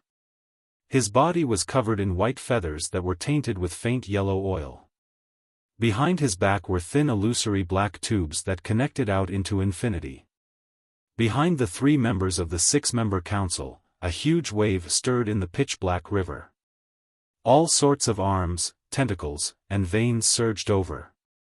At this moment, Wait saw the chief's body transform rapidly and saw his bulging muscles tear his clothes inch by inch. Chapter 902, Shadow. In just a blink of an eye, Colin Iliad had transformed into a 4-meter-tall giant. His skin was bluish-black and muscular. Every inch of his skin, pores, and flesh seemed to violate the normal confines of a human body. It was a unique combination that possessed an unimaginable shock factor. This wasn't something that could be described superficially or in dimensions, as apart from quantitative terms like length, breadth, height, there was information, strength, and spirituality as measurement quantities. They were directly presented and seemed to be rich with complicated mystical patterns, symbols, and labels. But in fact, there wasn't any change. The former was just a partial image that humans receive due to them lacking the ability to sense and discern him. But even so, to face such a creature directly, humans without any godhood would still be corrupted by the spirituality, having their minds thrashed. A common outcome would either be death on the spot or going completely mad. And it was precisely due to this fact that this creature was known in mysticism as mythical creature. However, at that moment, Colin Iliad's head didn't experience any obvious changes. All it did was swell up significantly, and the area from his forehead to nose cracked open with a black vertical eye-like rift. Before reaching sequence 2, the mythical creature form of a demigod was incomplete. Faced with a powerhouse of this level, the advantages and disadvantages of taking such a form was obvious. On the one hand, this enhanced one's strength and level significantly. On the other hand, it would result in intense madness and provide strong inclinations towards losing control. It was a non-trivial test of one's rationality. It wasn't something those with insufficient willpower could withstand. Therefore, most saints would consider transforming into an incomplete mythical creature only if they were forced into a corner. And it wouldn't just be the transformation of a particular part of their bodies. To them, such an action was an attempt at dancing on the edge of a knife. It easily led to a loss of control, therefore, caution was imperative. Most of the time, there were 2 extremes. One extreme was the minority who indulged in their desires and expressed their evil side fully. The other was the kind who had extremely strong willpower and a resilient mind. Once the former produced the mythical creature form, it was equivalent to them losing control with no way of transforming back. The latter could use their mythical creature form as a rather normal battle tactic, without the fear of losing control and the threat of madness. Of course, something rather normal wasn't normal. It still wasn't something that could be used frequently. This was because, for people who danced at the edge of the abyss, they would only deepen the erosion on them with each attempt. It wasn't something that could be completely avoided just because they could handle the negative effects. Among the City of Silver's 6-member council, Chief Colin Iliad was one of the few who could control his mythical creature form as a demon hunter. He held the 2 swords that were slathered with different ointments. Just taking a step forward with his right foot sent the land shaking as he leaped up towards the top of the altar. He then pounced towards the former chief whose body was covered in white feathers. His giant-like body's interior and exterior produced dawn-like light that scattered the surrounding darkness, purifying the harrowing creatures that were in the illusionary river behind them. At the same time, Wait Chermont kept drawing his dragon-slaying bow, strafing around the former chief that had transformed into an unknown monster with blinding silver lightning arrows. Lovia had already closed her eyes. The 5-meter-tall silver-armored knight behind her had phased away. Dragging the illusory greatsword, it charged straight at the altar, producing cracks that overflowed with silver light. In addition to that, at the shepherd elder's feet, the shadows that curled into a bundle suddenly began squirming as though they had come to life. It quickly left Lovia, and amidst the environment intermixing with darkness and the dawn, it followed the eeriness and quickly headed for the iron-black coffin above the altar. However, its target didn't seem to be the mutated former chief, but the thin illusory black tubes that were stabbed into his body while extending into infinity. Moments after Klein returned to the real world, he heard the loud sounds of waves crashing. He heard the prostitutes on the streets screaming in horror without any signs of calming down. Slightly surprised, he walked to the window and, through the gap of 2 messily built buildings, saw lead-colored clouds stacked together as waves swarmed the area beyond Podo Harbor. A black hurricane extended from the surface of the sea to the air, tainted with dark silver lightning as it silently destroyed everything. It was like a door that led to the apocalypse had finally been opened. And inside the port city, the void had turned translucent. Skulls with open mouths, vines with baby faces, bloody arms, and strange slimy tentacles with teeth were slamming at the boundary between the illusory and reality. It was thrilling and horrendous. This made many pirates tremble in the knees as they didn't dare stay on the streets. All of them rushed into nearby buildings. The seemingly invisible wraiths and shadows flew around, appearing from time to time. Coming close to the ears of different targets, they attempted to scream but were unable to make contact. At that moment, Podo Harbor seemed to fall into the hell known as the underworld. It was eerie, dark, chaotic, and crazy. Klein frowned slightly, having had a guess as to what was happening. Back when he made a divination above the gray fog, it angered the object deep in the gloomy mausoleum. It then unleashed its temper, changing the weather of the Berserk Sea and Podo Harbor, creating the phenomena of the underworld's descent. This also means that the mausoleum is indeed concealed somewhere in the Berserk Sea. It's probably something that Death left back then. Of course, this might not be at odds with the product of the Numinous Episcopate's artificial death project. The two might be fused together. Klein retracted his gaze and quickly set up a ritual and sacrificed Azek's copper whistle to the mysterious space above the gray fog. It was to prevent the unknown, strange, and evil object from locking onto him. After doing that, he looked out of the window at the abnormality that was gradually calming down. He said with a self-deprecating laugh, "That's such an endearing welcome. The Numinous Episcopate will definitely notice the abnormality of the Berserk Sea. I wonder what actions they will take." Above the illusory pitch-black river, the waves slowly calmed down. The arms, vines, and tentacles that attempted to grab at something were either vaporized or had no choice but to retract themselves. Around the altar, the land was already covered in cracks. There were white feathers stained with yellow oil everywhere. Colin Iliad, in his giant form, had stabbed both swords into the former chief's body, pinning the rotting monster that wasn't shorter than him onto the collapsed altar. Wei Chermont's dragon-slaying bow had already condensed a silver arrow of light that was filled with a wrathful aura, aiming it at the head of the former chief, which only had tiny pieces of flesh hanging off it. The shadow that Lovia had produced had successfully arrived at the altar under the Silver Knight's cover. While the other two elders weren't paying attention, the shadow leaped and pounced at the black tubes that extended into infinity from the former chief's body. With the incorporeal tubes approaching, the shadow's color darkened. The blackness seemed to embody the most corrupt and evil thoughts of humanity. At this moment, a deep voice resounded around the altar, "Fate." The area in front of the shadow instantly darkened before realizing that it had pounced on the giant like Colin Iliad. Colin looked down at it, his eyes lit with a pure brilliance. It was like the first sliver of light that illuminates the darkness on an extended night. The light grew brighter as it blasted out of the mausoleum, causing the basement of the city of Silver Spire to produce an even brighter and dazzling light that met with it. When the two met in midair, they fell back down, landing upon Colin Iliad's massive body. The pitch-black shadow evaporated with a sizzle, and the distortion and squirming weakened until they completely vanished. Demon Hunter Colin turned back to glance at Lovia without a word or expression. It was as though nothing had happened. He quickly retracted his gaze and directed the remnant beam straight into the former chief's dual swords.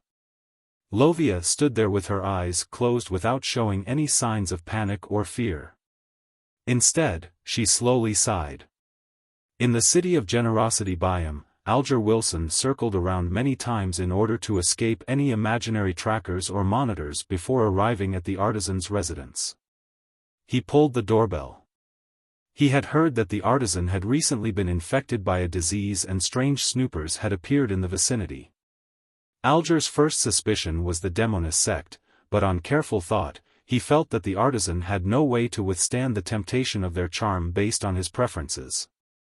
There was no need for the demonesses to go through such a complicated and roundabout manner.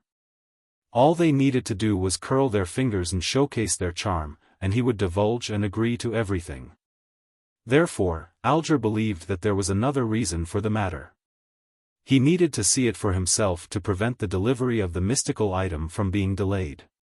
He didn't wish to lose the characteristic and materials for no good reason. Amidst the ringing of the doorbell, the artisan's main door opened. A thin and tanned middle-aged glanced at Alger and said, "Why are you here?" This person was none other than Artisan Sealf, who had worked with Alger for many years. His background was unknown. "Didn't you say you were sick?" Alger asked, seemingly casual. Sealf yawned and said, "I'm already better." Alger was taken aback as he looked around. "Where's that strange snooper?"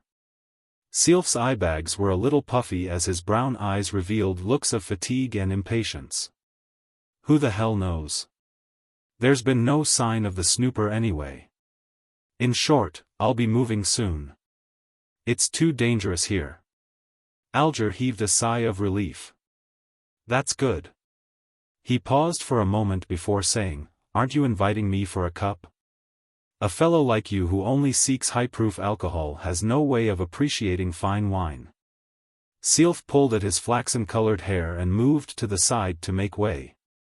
Alger walked in staidly, and with just one glance, he had taken in the entire area into his eyes. Chapter 903, Scholar-type Bishop Sealf's residence wasn't messy and dirty like most bachelors'. Things were placed neatly, and there wasn't any dust on any surfaces. After all, as an artisan, he didn't lack money. Many of his actions simply had the necessity that secrets were kept, so it wasn't convenient for him to hire a large number of fixed servants. Therefore, he had no choice but to hire help who were paid by the hour. Scanning the area, Alger discovered nothing that was off from his previous visit. The furnishing was extremely simple without any expensive ornaments, oil paintings, or sculptures. It resembled the residence of an ordinary person. Of course, Alger knew very well that Xiaofan definitely deserved the title of being a tycoon. He just didn't care about putting on a so-called decent image. He was willing to spend hundreds of pounds for a bottle of limited edition wine, or gift a mistress a house, but he would never waste a single pence on expensive carpets, porcelain, gold-inlaid cutlery, or paintings of famous artists. A cup of Sonia blood wine. Alger's expression remained unchanged, but his verbal and body language indicated that he was coming in simply to get a free cup of wine. Xiaofan shrugged and said, "You should feel lucky. I don't have the habit of keeping Lanty-proof." He walked to the tiny bar counter in the living room and took out a bottle of exquisite Sonia blood wine. He then overturned 2 cups. Finding a sofa to sit down, Alger took the opportunity to raise his hand to massage his neck as though to relieve any discomfort in his neck. Using the cover of this action, he naturally took a glance at his surroundings, quickly making an observation of all the spots where he hadn't been able to see previously. As Xiaofan couldn't be bothered to decorate his residence much, Alger quickly completed his attempt as his gaze was fixed onto a glass window of a cupboard a distance away for a second. Through the glass, he saw some dried grass and flowers. There were red-rimmed flowers, blood moon flowers, and monkey-faced tree leaves. Their common characteristic was that they were common in the southern continent, but they were practically not seen in the northern continent. Alger retracted his gaze as he silently watched Xiaofan carry the bottle of wine and wine glasses over. Reaching out to take the glass, he began idly chatting about the recent developments at sea until the small half-filled bottle of Sonia blood wine was finished. Upon seeing this, Alger smiled and bade farewell before leaving. 5 minutes after he left, Xiaofan, who had silently sat down to indulge in his tipsy experience, suddenly stood up, walked to the staircase, and opened a wooden door that led to the cellar. Did he suspect anything? No. Regardless, this place is no longer suitable for you to live in. You need to move away as soon as possible. I still have certain commissions that I haven't completed. You don't have to. It's not like you will contact them again. You will receive a new life. All right. 2 buildings away, Alger sat on a long bench in someone's garden, cupping his right hand to his ear as he heard the conversation that came with the wind. West Balam, Baron's Harbor. Outside a seemingly ordinary house. It's really due to your bad relationship with the Church of Knowledge that you're egging me on to come here to request for a language comprehension charm? Danitz wiped the sweat from his forehead as he looked at Anderson, feeling unnerved. Anderson said in a self-deprecating and unfazed manner, "You shouldn't describe it as bad, then hostile?" Danitz blurted out, cutting off his sentence. Anderson shot him a glance and said, "The negative effects of your boxing glove might not be as easily bearable as you imagine it to be." He paused and added with a chuckle, "A more accurate description is that, be it me or the people from the Church of Knowledge, neither one of us wishes to interact with one another." Danitz used one hand to clench his boxing glove and said, seemingly stumped, "But how should I request for the charm? Do I just head straight to a clergyman of the Church of an Orthodox God and mention something about mysticism? I'll end up locked up." Danitz was somewhat rash at the moment, but he was in no way dumb. Anderson threw up his hands. "Simple, just directly mention my name. Then indicate that you came to West Balam for some pressing matter and do not have the time to learn Dudanese, nor do you dare to hire a local interpreter. Therefore, all you could do was seek their help, hoping that you could receive a few language comprehension charms. During this process, you must showcase your knowledge of many northern continent languages, making the priests know that it's not that you lack the ability to learn Dudanese, but that you just lack the time to do it. Then, they will test you. When that happens, all you need to do is get a good score and you'll receive the charms." Test. Upon hearing this familiar term, Danitz's temples throbbed as he forced a smile. "You aren't going yourself because you're afraid of the tests, aren't you?" His original intent was to randomly use some words to conceal his discomfort, but he ended up seeing Anderson's expression freeze. "From the looks of it, there's still something you're afraid of." Danitz chortled inwardly as he was suddenly filled with confidence. He took large strides into the ordinary house and discovered that its interior was more of an amalgamation of classrooms, and not a land of preaching for the Church of Knowledge in Balaam. Then, he saw a grizzled elder. Although this man wasn't wearing the clergyman robes of the Church of Knowledge, just his unique scholarly air convinced Danitz that he was at least a bishop. He had experienced similar vibes from his captain. "Hello there." Without covering himself with a hood, Danitz walked over with a smile while dressed in a commoner's attire. The elder silently watched him approach before slowly saying, "Danitz." Danitz paused and froze on the spot. His mind was filled with questions like, "He knows me? How does he know me? Isn't my bounty only limited to the sea?" The elder glanced at him and asked, "You are here for language comprehension charms?" "Yes," Danitz nodded with a blank look, suddenly having the feeling that he had zero secrets in front of the elder. The scholarly old gentleman nodded gently. "Are you planning on heading to the places ruled by Katamia and May Sanchez?" "Yes." Danitz continued his blank expression. The elder took out 4 brass charms from his pocket. "These can be used for 2 months. They should be enough."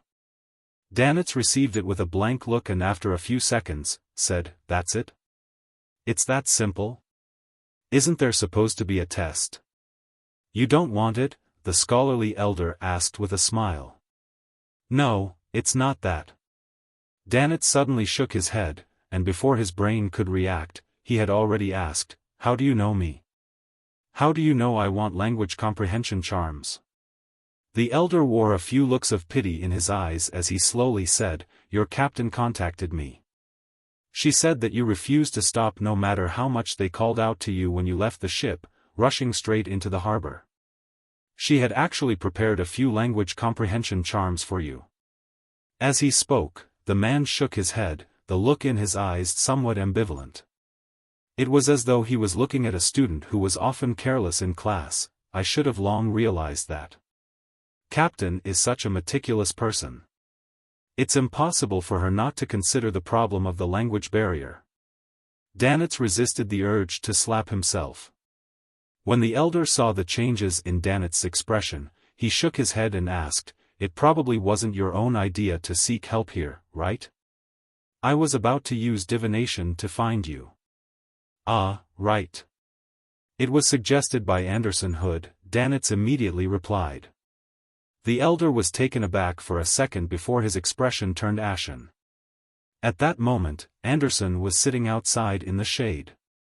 He had snapped a tree branch and was casually drawing on a barren patch among the grass as he leisurely waited for Danitz to come out.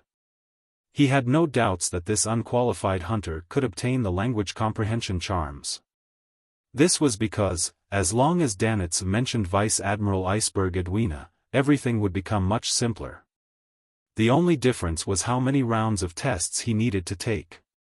Just as he finished drawing King of the North Ulysson's head, he heard a familiar gait coming from the inside. Anderson's branch-wielding hand paused for a second when he looked up and turned to the door. He saw Danitz holding a stack of paper, walking over with mixed emotions. "You failed the test?" Anderson gave a sincere smile, having zero concern over the failure to obtain the language comprehension charms. Danitz shook his head blankly. "There wasn't a test." Anderson was first taken aback as he asked with immediate enlightenment, "Help from your captain?" Danitz tersely confirmed it as he handed the stack of paper to Anderson and said, "This is what the bishop wishes me to inform you. A real hunter doesn't only rely on instinct or solely focus on the prey's information. They also need to learn how to grasp the prey's psyche and use all kinds of additional information. This is the information he wants to give you." Anderson's expression became contorted for a brief moment before it was restored to normal. He chuckled and said, "Thankfully, that's not much." Danitz's lips quivered as he finally held back the laughter that rose within him. He said with seriousness, "That's only the table of contents. That bishop said that you should try to finish reading all the books mentioned in it within 2 years. Anderson's smile finally froze. Desi Bay, Eskilson Harbor. Klein was like any normal southern continent tourist. He bought tickets to East Balam, boarded a hybrid steam and sail liner with many cannons. With a hum, the ship left the harbor and quickly entered the Berserk Sea. Midway, Klein discovered the Lone Kingdom's Desi fleet patrolling the safe sea route as though they were guarding against something. From the looks of it, the abnormality in the Berserk Sea has garnered the attention of the Lone military. This way, the numinous episcopate likely has no way of investigating these waters without problems. Of course, a fleet is unable to monitor the entire stretch of the sea route. Klein stood inside his cabin as he looked at the scenery outside, thinking in enlightenment and poignancy. At this moment, he heard stacked illusory pleas. He hurriedly headed above the gray fog to check on it. The prayer was from the Hanged Man. He requested Mr. Fool to inform the hermit that the artisan was suspected to be controlled by a cult or secret organization and that he wished to receive some help from her. Chapter 904, Analysis. The artisan is suspected to be under the control of a cult or secret organization. Yet, he's trying to get the hermit's help. Just get the world.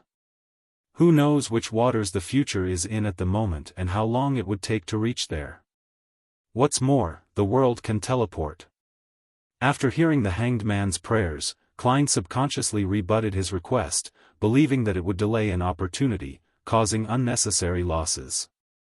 He then calmed down, believing that with Mr. Hanged Man's attention to detail and experience, it was impossible for him to commit such a simple error. Since he believed that he definitely had his reasons for requesting the hermit's help instead of the world.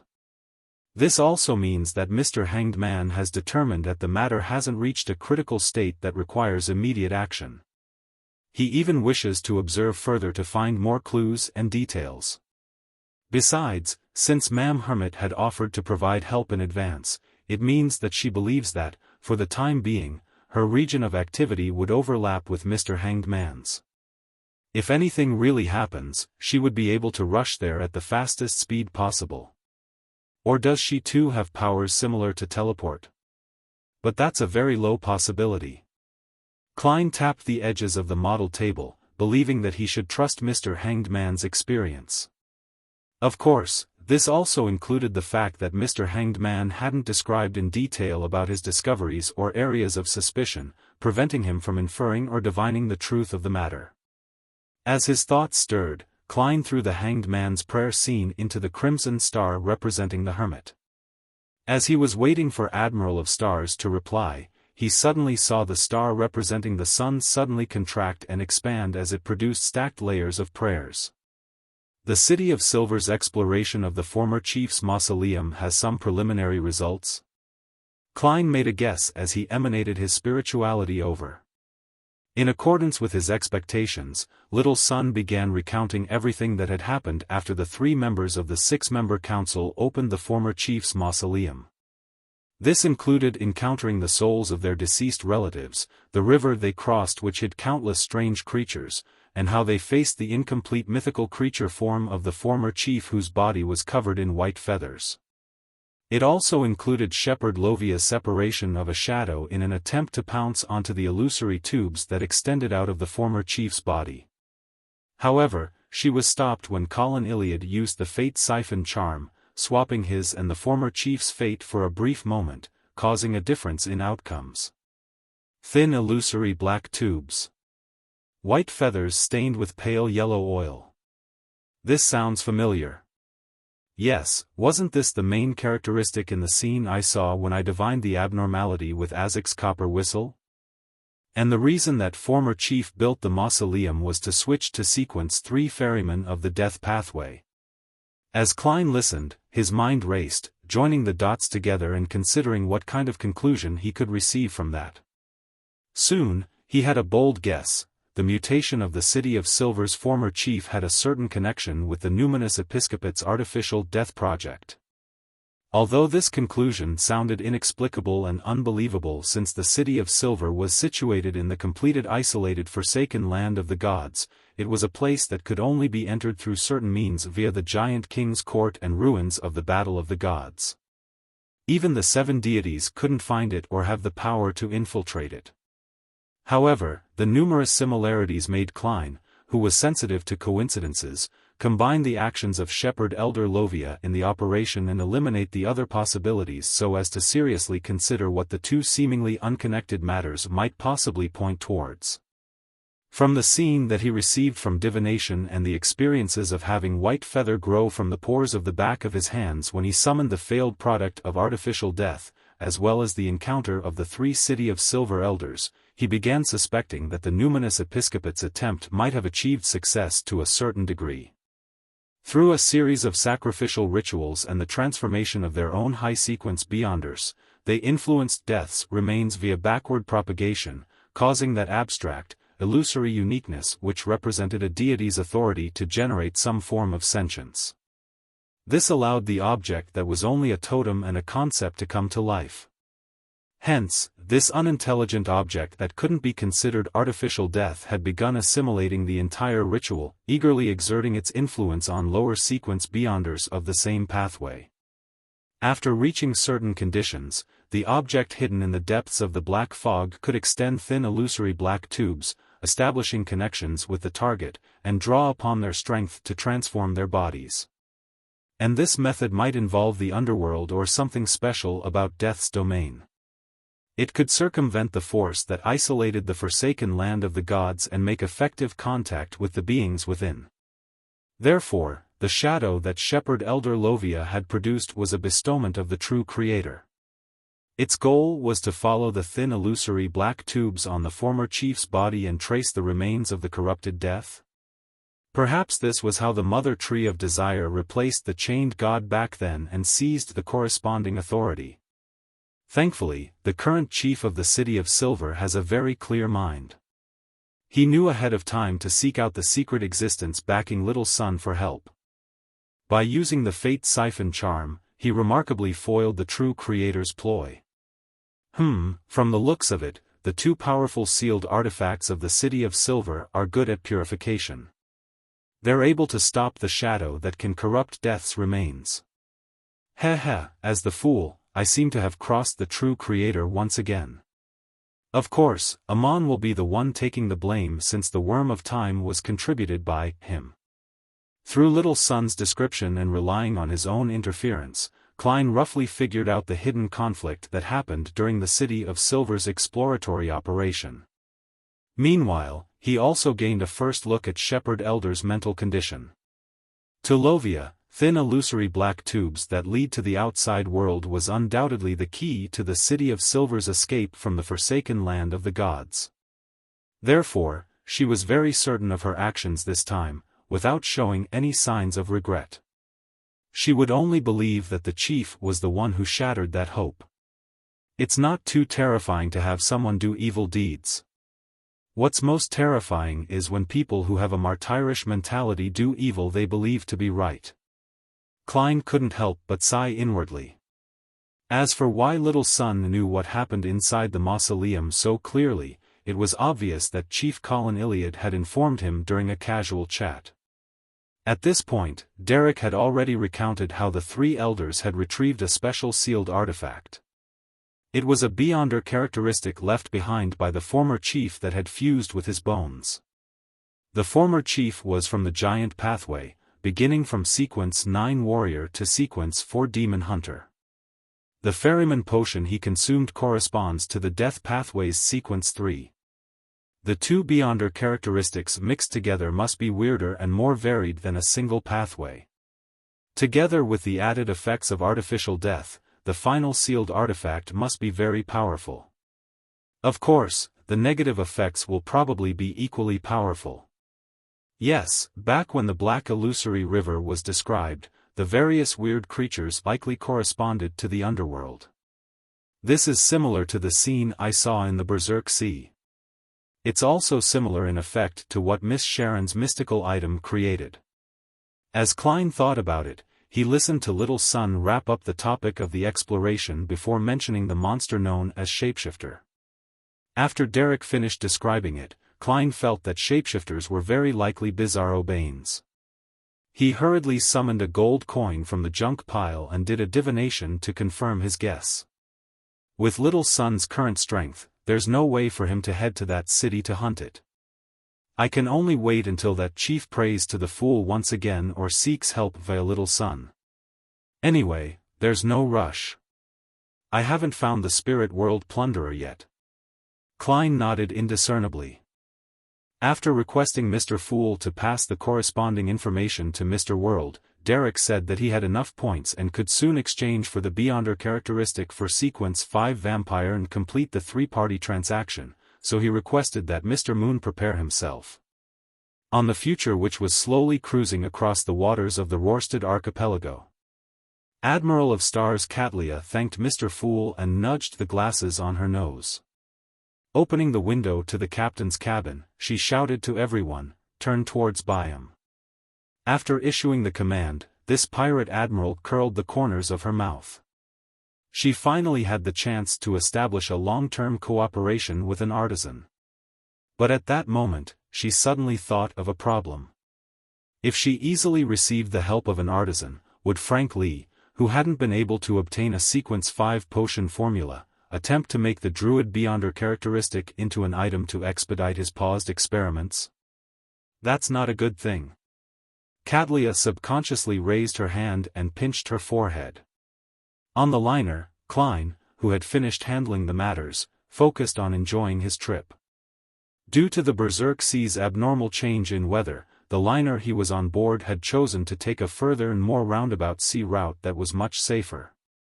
Furthermore, it was to dock at a harbor named Halman for the night. Klein didn't alight and remained at a windowside table at the upper levels restaurant to have his dinner. While waiting for his food, he casually looked out the window and took in the local night skyline. Suddenly, he discovered a suspicious figure with a luggage bag preparing to board the ship. The reason why he appeared suspicious wasn't only because the man was wearing a black overcoat and tall top hat, but that he wore a scarf that wrapped his face, hiding his physical features. All that was left were a pair of eyes. And that pair of eyes were peeled to the ground, preventing anyone from discerning his actual appearance.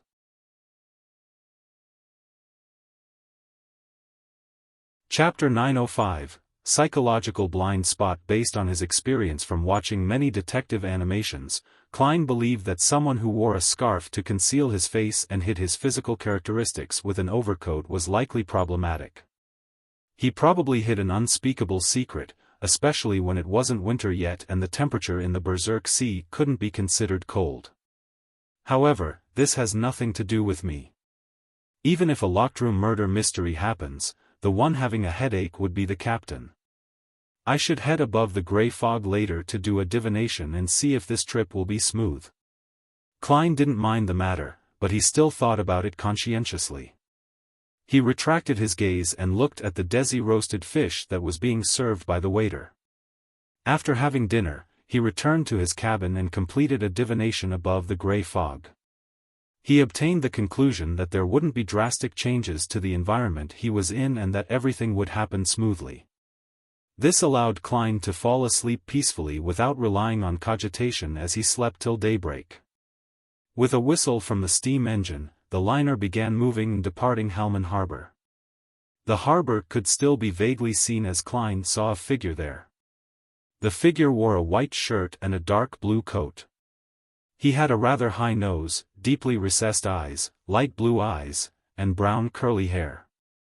His face was rather cut and his chin was slightly raised. He gave off a supercilious look. With a sweep of his gaze, he quickly locked onto the liner which Klein was on. At this moment, the sky suddenly darkened as though a door leading into the pitch-black land of illusions had formed. A deafening typhoon stirred up from the seabed, surging upwards with massive amounts of blue mass. Dark lightning flashed like rifts in the void. They kept appearing and kept healing themselves until they disappeared. This completely blocked the vision of those on the liner and at the harbor, putting them in two seemingly different worlds. The Berserk Sea had once again shown its horror. The liner failed to avoid or resist, and it could only continue cruising forward along the safe sea route that had relatively weaker storms. What a coincidence! This likely isn't a coincidence. Standing behind the window of his cabin, Klein first sighed inwardly before coming to the conclusion that this sudden anomaly in the Berserk Sea was due to unnatural reasons. Although it was common for the weather in the Berserk Sea to change suddenly without notice, to actually change at a particular point in time still left one suspicious. The man at the dock is tracking the suspicious tourist from last night? And that tourist decided to change the weather upon realizing that he had been exposed, doing so that he can force the liner to leave? Klein made a guess when he made the connection. And if that really were the case, it means that the suspicious passenger who hid his face with a scarf might very well be a demigod or someone who carried a Grade 1 sealed artifact. After all, with Klein's present strength and items, it was impossible for him to trigger such a weather anomaly without the use of Sea God Scepter. Of course, he also had other means like throwing out Azek's copper whistle to see if he could cause the entire Berserk Sea to go berserk. Seriously? I just want to be a normal tycoon that's heading to the southern continent. Why would I encounter a pursuit at the level of demigods? Sigh, I'm under too much stress that my sequence doesn't deserve. Klein gave a self-deprecating laugh and finally chose to believe the divination he made last night. Amidst the storm, the wobbling liner cruised along a rather calm stretch with apocalyptic scenes around it. And most of the tourists wore calm looks as though they were very accustomed to such conditions. Only a few people who were on their first trip across the Berserk Sea were trembling, grabbing tightly to anything they could grab at. Time ticked by as the gales and lightning gradually calmed down. Bit by bit, the sky brightened. At this moment, Klein, who was on the deck, felt his spiritual perception trigger. He subconsciously looked in the direction of Halman Harbor. Above the undulating dark blue waves, beneath white scattered clouds, there was a white radiant flame flying over at high speeds from afar. The flame increased in size and became increasingly clearer until it revealed its complete form. It was a gigantic flaming spear. The flaming spear tore across the sky and landed at the bow of the liner's deck. However, it didn't ignite anything. It burnt through half a wooden plank and spread out before materializing into a figure.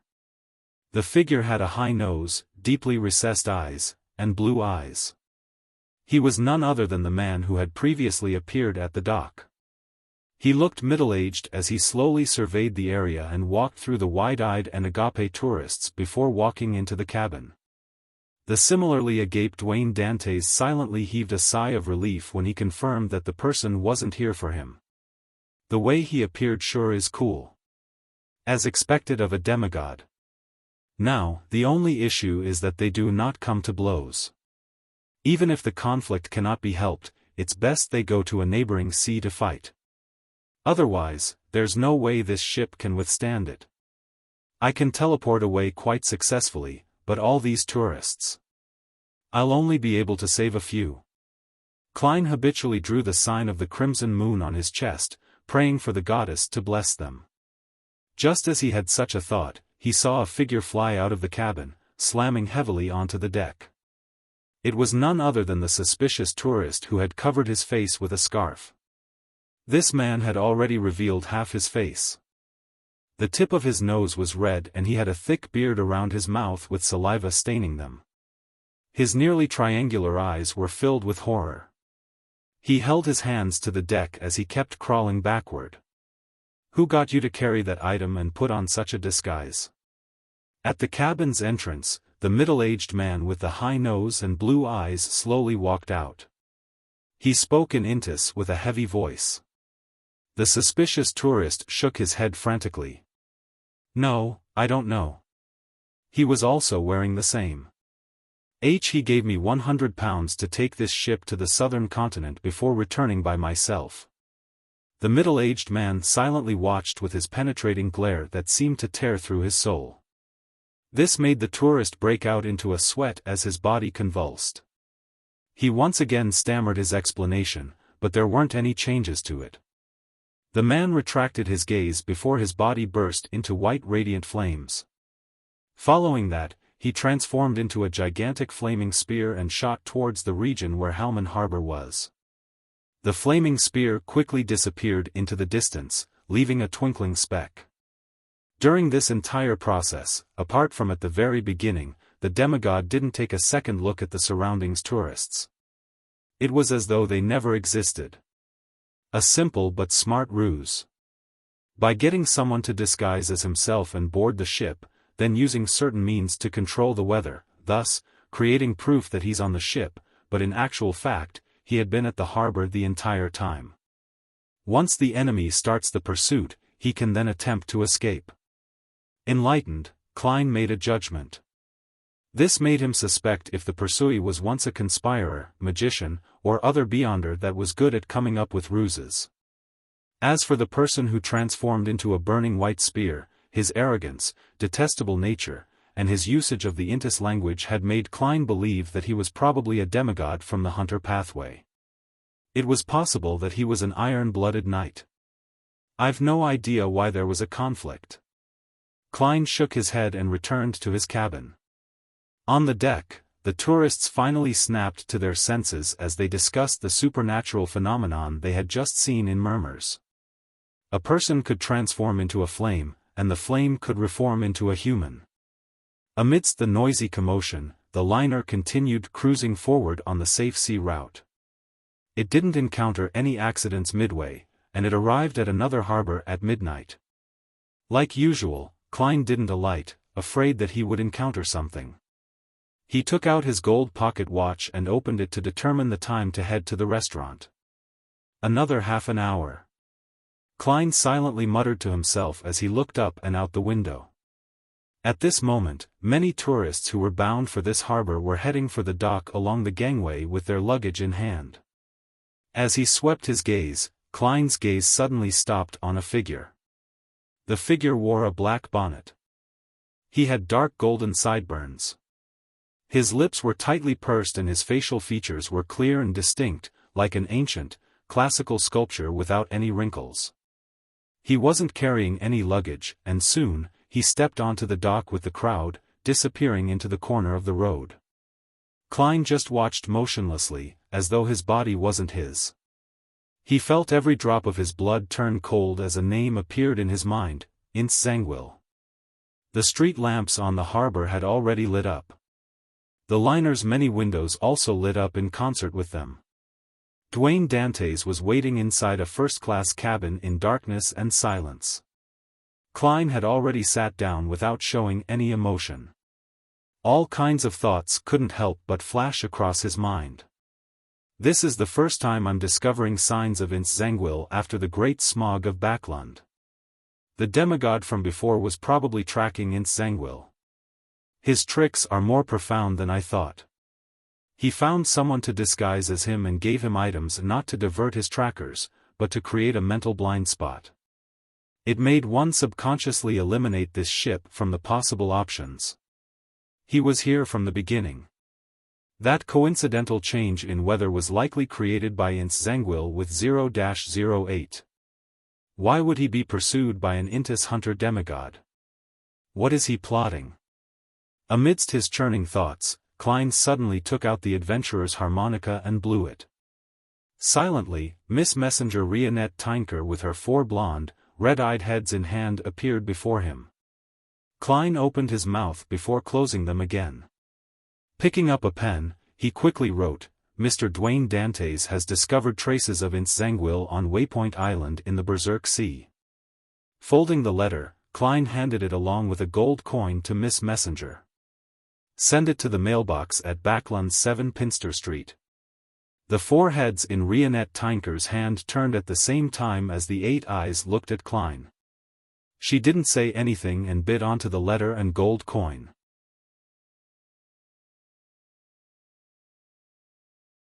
Chapter 906, Leonard's Warning. Backlund, Northborough. The pitch-black night had the crimson moon covered by clouds. There were only street lamps on the 2 sides of the road that emitted a faint light, illuminating the road ahead and the doors of the nearby houses. 7 Pinster Street's mailbox was silently hiding in the intersection between light and dark, bathing in a cool breeze that blew from the side as though it was in a slumber. At this moment, newspapers, bills, and letters from various unknown people suddenly spewed out from its mouth. These objects seemed to be dragged by an invisible hand as they floated in midair before flying towards the door and entering through a gap. Inside the house, at the foyer, the newspapers automatically spread open as they rapidly flipped over. Then, they were casually left on the chair, stacking over other newspapers. The bills and letters continued flying into the living room, with the former quickly stopping. With a few shakes, they floated to the surface of the coffee table and lined up. The latter had their envelopes removed, and the letters without envelopes quickly unfolded themselves, showcasing themselves in midair. After a while, a portion of these letters flew onto a rack on the first floor study. Some rushed for the scissors to help it cut itself apart. Then, they orderly surged into the washroom and were thrown into the toilet. Whoosh! The mechanical flush of the toilet was automatically depressed, washing away the paper shreds into the sewers. 7 Pinster Street went back to normal, and its silence was identical to an uninhabited house's. Southern Continent. East Balham. Colane City. Leonard Mitchell, who had just arrived, was resting in a residence arranged by the local Church of Evernight. Suddenly, that slightly aged voice sounded in his mind, "Punk, you have an important letter." What letter? While Leonard asked softly, he already had a guess in mind. To mail an important letter to 7 Pinster Street without caring that it was inhabited, there was only two people, Klein Moretti and Dwayne Dantes. As for why the old man named Palaz Zoroast could still clearly read the letters sent to 7th Pinster Street despite the Berserk Sea and half the northern continent separating them, Leonard had only a guess or two. This was because he had helped the old man capture a spectre before. With regards to this, his theory was, old man definitely used a worm of time to parasitize that spectre, making it his eyes, ears, and mouth in the northern continent. At that moment, Palaz Zoroast replied to his question. "It's from Klein Moretti." He said that while Dwayne Dantes was heading to the southern continent, he discovered traces of Intzanguil on Waypoint Island in the Berserk Sea. Leonard fell silent immediately as his mouth turned agape. However, he didn't say a word. After a long while, he muttered with a slightly hoarse voice, as expected, he didn't forget the need for revenge. "What can I do?" "What can you do? You're only a sequence 6. Even if Intzanguil doesn't wield 0-08, you still lack the qualifications to exact vengeance on him. He just needs to reveal his mythical creature form to make you lose control and become a lunatic. The chances of you getting your revenge are 0. This is the qualitative change that godhood brings," Palaz Zoroast said rather sternly. He paused before chuckling. "Thankfully, you understand yourself in a way that's better than before. In the past, you definitely would have said that you would inform the church with news of Intzanguil and join the team to pursue him. And now, you know to ask what you can do." Leonard had wanted to retort a few times, but he ultimately didn't say a word. Palaz Zoroast continued, "What you can do for now is to give Klein Moretti some information. Wait for him to write back to you. Then, based on the arrangements written, provide the necessary assistance. So no finding excuses so as to inform the Church of Intzanguil's location?" Leonard heavily asked, somewhat surprised. Palaz Zoroast chuckled and said, "No hurry. Do it at the critical moment. Although 0-08 enjoys causing its possessor's death, it doesn't wish to be sealed even more so. As long as you inform the Church of Intzanguil's location and begin a pursuit, it will immediately learn of it and make the necessary arrangements. Regarding this, you need to warn Klein Moretti." Leonard was taken aback for a second as he asked, "Old man, you seem to know 0-08 rather well. It wasn't apparent in the past." Palaz's slightly aged voice chuckled. "Of course I am. During the fourth epoch, 0-08 had once caused the death of an angel. I can't tell you too much because once you know of it, it will also know you. The more you know about it, the more likely you will become a character in its stories. Leonard came to an actual realization of 0-08's terror from Old Man's vague words. This had already exceeded the mysticism he knew. After some thought, Leonard asked habitually, then how should I hint to Klein Moretti without letting 0-08 know? Or that even if he were to know, it will be very superficial knowledge, making me a bystander in the story. Just as he said that, Leonard clasped his hands and gritted his teeth. Without waiting for Old Man's reply, he continued, an indirect hint? I'll tell him I'll temporarily not inform the Church of Intzangwil's location. I believe he should be able to understand that there's a problem based on the situation. He will understand that we need to be extremely cautious. And even if he fails to interpret that, his secret organization has members who understand the fourth epoch well enough to provide him with help. Also, just writing the sentence, once you know it, it will also know you, without mentioning 0-08 should be enough for Klein to guess what this is pointing at. After Palaz Zorost finished listening, he chuckled and said, humans will only grow under pressure. Leonard exhaled and sat up. He found a pen and paper and penned his thoughts. Following that, he set up a ritual rite on the heels of that and summoned Gehrman Sparrow's messenger. Berserk Sea, Waypoint Island. On a liner docked at the harbor. Many tourists weren't alighting. They were huddled in the lower deck cabins, waiting to arrive at the southern continent to begin a life filled with hope. They had gone through a great deal of effort to save up the fare for a ship ride that spanned a few short days. They were from Lone and were those who had been forced to take such risks. Klein, who was acting as the tycoon, Dwayne Dantes, wasn't like them. He lived in a spacious, clean first-class cabin that could even be described as luxurious. Under some candlelight, he opened the letter that had just been delivered by Rionette Tynker. Will not be informing the Church of Intzangwil's location for the time being. To Leonard, although the source of the tip might put him in certain danger, it's not impossible for him to do it. Didn't he join the Red Gloves to seek revenge? This means that he has a reason why he can't sound the alarm on Intzangwil. As Klein thought, he continued reading the rest of the letter, once you know it, it will also know you. Suddenly, Klein exclaimed, finding the description somewhat familiar. This is very similar to the Twilight Hermit Order. Any mention of it will be known. So, 0-08 is a sealed artifact of the Spectator Pathway? Leonard isn't informing the Church of this matter because he's held back by this. He wishes to wait for a better opportunity. This is likely something the grandpa in his body told him. Klein nodded in thought, feeling thankful that he hadn't asked Rionette Tynker for help moments ago. That would have been equally dangerous for Miss Messenger. Besides, most important of all, I haven't made any preparations.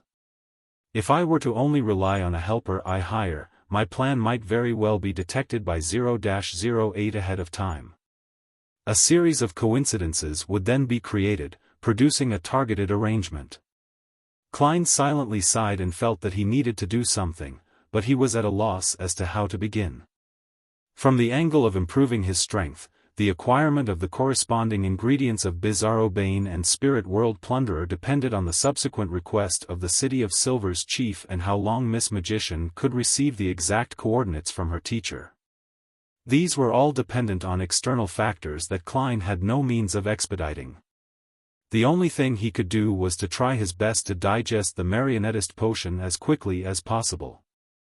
And after concluding most of the acting principles, the actual implementation was more important.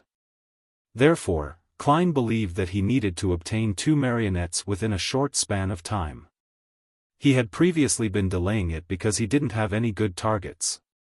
It stemmed from him being in Backland with servants around him. Unless they were special marionettes, it was very difficult to hide their existences. And now, he was almost at the southern continent. He decided that as long as he identified an evil target who deserved the gallows, he would first transform them into his marionette until he had a better replacement. Perhaps using an ordinary marionette to complete a rather difficult task will accelerate the digestion. My standards for a marionette has dropped to its lowest. All it needs to know is Dudanese. That way, I don't have to hire an interpreter. After all, I can share their senses. Klein quickly made up his mind and planned on writing to Leonard Mitchell after he had a more advanced plan. East Balam, Colane City. Klein carried his luggage and stepped onto the dock, touching ground on the southern continent. He looked into the distance at the city that was built on terraces. He silently said to himself, I have to have 2 marionettes when I leave this place. And before that, he had one thing to do.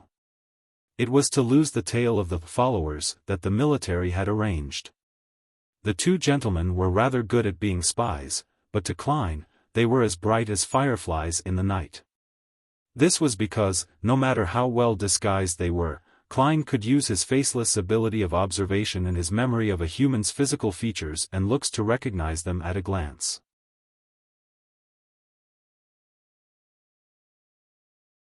Chapter 907. The Power of Mysticism. Most of Colane City's buildings were built on paths that spiraled upwards. There would be squares or small towns in the middle or on rather flat, open spaces. Klein carried his luggage, and with his spiritual intuition as a seer, he randomly chose a direction to proceed in and found a relatively lively bar along the way. There weren't many carriages on the streets, and the rental types were a rare sight. The most popular means of transportation in East Balam was a coffin. This stemmed from their traditions of worshipping death. People viewed coffins as items that brought about serenity and peace, therefore, Klein often saw people walking past him carrying a black coffin. The lids were lighter than the usual kind and were just like a carriage door that could be opened at any time. They're carried via 2, 4, or either people, or by horses or single-horned goats. Such a tradition is quite terrifying at night. It's not much better in the day. The entire city feels dark and creepy. Klein took in the scenery around him as he walked into the square. On the left was a cathedral of the Lord of Storms, and on the right were restaurants and bars. When he stopped in his tracks, a coffin being carried by 4 men was also lowered. As the lid was opened, the passenger inside the coffin stood up and took a step forward. He was a Northern Continent-style gentleman dressed in a white shirt and black vest. The gentleman's formal coat was slung against his arm, something he wore only after he left the coffin. Then, Klein saw the man head straight for the Lord of Storms Cathedral and enter it. This sure is quite discordant. Doesn't the Church of Storms enjoy changing the traditions of the colonies and forcefully implementing those of Lone? Why don't they do that in East Balam? Is it because the Death Pathway and Evernight Pathway are similar, so the Church of Storms wishes to preserve some of the traditions of death worship, so as to curb the proliferation of the Church of Evernight? Klein nodded in thought as he turned to the buildings on the right, prepared to enter one of the bars there. Having experienced it personally, he came to the realization as to why the dressing style of the ancient Balam Empire was written as such in so many history books. They enjoy wearing trousers, those that are light and breezy. They find creases beautiful. Isn't this to make it easier to lie in a coffin when outside? Klein shook his head with a smile as he pushed open the heavy wooden door. Squeezing through the drunkards, he walked towards the bar counter. And at this moment, the 2 military followers had deliberately opened up a distance from Dwayne Dantes to prevent themselves from being exposed. They had walked to the door side. Taking this brief reprieve, Klein suddenly switched directions and passed through the crowd like a fish in water, heading straight for the bar's back door. Although he didn't know Dudanese, he could read drawings on signs and knew where the washrooms and places where entry was forbidden to customers. After circling to a blind spot from the door, Klein quickly took off his coat and slung it on his arm. Immediately, with his golden cane, he reached out his palm to cover his face and slow down his pace. Turning directions again, he headed for the bar's entrance. After opening up a distance of nearly 10 meters from where he took off his coat, Klein lowered his face-shielding right hand to reveal a completely different face. His white sideburns, deep eyes, and elegant demeanor was all gone. He had switched to a common Loanese face that could be seen anywhere on the northern continent. With luggage and cane in hand, Klein walked staidly towards the two military followers. As they were looking for Dwayne Dantes, he walked past them and left the bar. Be it tracking or anti-tracking, they were both strong traits of a faceless. Returning to the square, Klein turned into a sloped alley that led to higher ground. He planned on finding a hotel elsewhere. As he walked on a rather deserted path, he suddenly heard a woman's frantic cries. The voice was only maintained for a very short moment before it was silenced. Although he didn't know what she was shouting, Klein could sense the horror, fear, and panic in her voice. Hence, he switched directions and entered a narrower and more deserted trail. In less than 10 seconds, he saw a local man in his 30s who was pressing against a 13 or 14-year-old girl in a secluded corner and was using violence against her. His skin was brownish, and he had rather soft facial features. Klein took a glance and slowed down his pace before stopping in the nearby shadows. At this moment, the girl's face was extremely horrified and distorted. However, regardless of how she struggled, she was unable to free herself and had only received a beating in response. Her tears and snot flowed out while her mouth was stuffed with cloth. All she could do was produce muffling sounds. At this moment, she was surprised that the rotten egg's attempts to take off her clothes had slowed down. Without having the time to consider what was happening, she subconsciously looked at the rotten egg and found that his eyes had widened. His facial muscles were writhing slowly, but he was unable to form a complete expression on his face. Then, his limbs twitched and paused as they continued doing what they were doing but were easily avoided. The girl instinctively pushed him, which had ended up having surprisingly excellent results. Freed, she immediately stood up and fled. However, she couldn't help but feel her legs go limp. After a few steps, she tripped over a stone and nearly fell to the ground. At this moment, she heard the sound of footsteps behind her. Reeling in anxiety, she fumbled to her feet. But almost immediately, the sounds of footsteps suddenly ceased. The girl subconsciously looked back only to see the rotten egg standing 2 meters away. His joints were making strange actions as though they were rusted. What's happening? The girl felt as though she was having a nightmare. The brown-skinned man struggled for a moment before quietening down. Revealing a smile, he said in Dutanese, "In the future, when you meet someone like me, remember to head for the nearest cathedral or somewhere where there's plenty of people." The girl was taken aback for a moment before she screamed. Turning around, she ran as fast as she could. Subconsciously, she chose to run in the direction of the square where the cathedral was. When the calm and silence of the deserted spot was restored, the brown-skinned man turned to look at the nearby shadows where Klein walked out from. A new marionette. His body isn't strong enough, and he's not nimble enough. He lacks beyonder powers and looks rather fierce. Apart from knowing Dutanese, he's completely useless, Klein simply evaluated. If it wasn't because he was committing a crime and that I wasn't proficient in the local language, I would have buried him immediately. He couldn't help but make a comparison with his former marionette, Admiral of Blood Senor. Senor was a wraith and was capable of mirror blink. He could hide in gold coins and reflective surfaces. I didn't need to worry that he would be seen by others. He also had shriek and the ability to possess others. Together with a marionettist, it's a perfect combination. More importantly, he also knew Dutanese. Comparing this marionette and him is like the difference between a penny and 42,000 gold pounds. I've no idea what his name is, and I can only use powers to sense some superficial thoughts. I have no way of obtaining deeper memories unless I encounter someone or something familiar. There would be a corresponding change in the spirit to release more information. I'll just call him Ah Fu. Ah, no, that's too Chinese. Oof, it is. Klein rubbed his temples and sighed. He needed to leave the area with his new marionette, Oof, before the girl led the clergyman over. Before long, with the help of his marionette's translations, he found an inn to stay in at the border between Kolain City's flourishing and backward area. This place didn't need him to provide any proof of identity, even though Klein had already changed his appearance to that of a regular local. There's an even greater lack of administration management than the colonies at sea. Klein put down his luggage and threw most of the cash he brought with him above the grey fog, leaving only £50 for his daily expenses. Meanwhile, having crossed the Berserk Sea, and without needing to be afraid of causing any further anomalies, he took down the copper whistle and iron cigar case from the mysterious space above the grey fog so as to make it easier for Mr. Azek to locate him.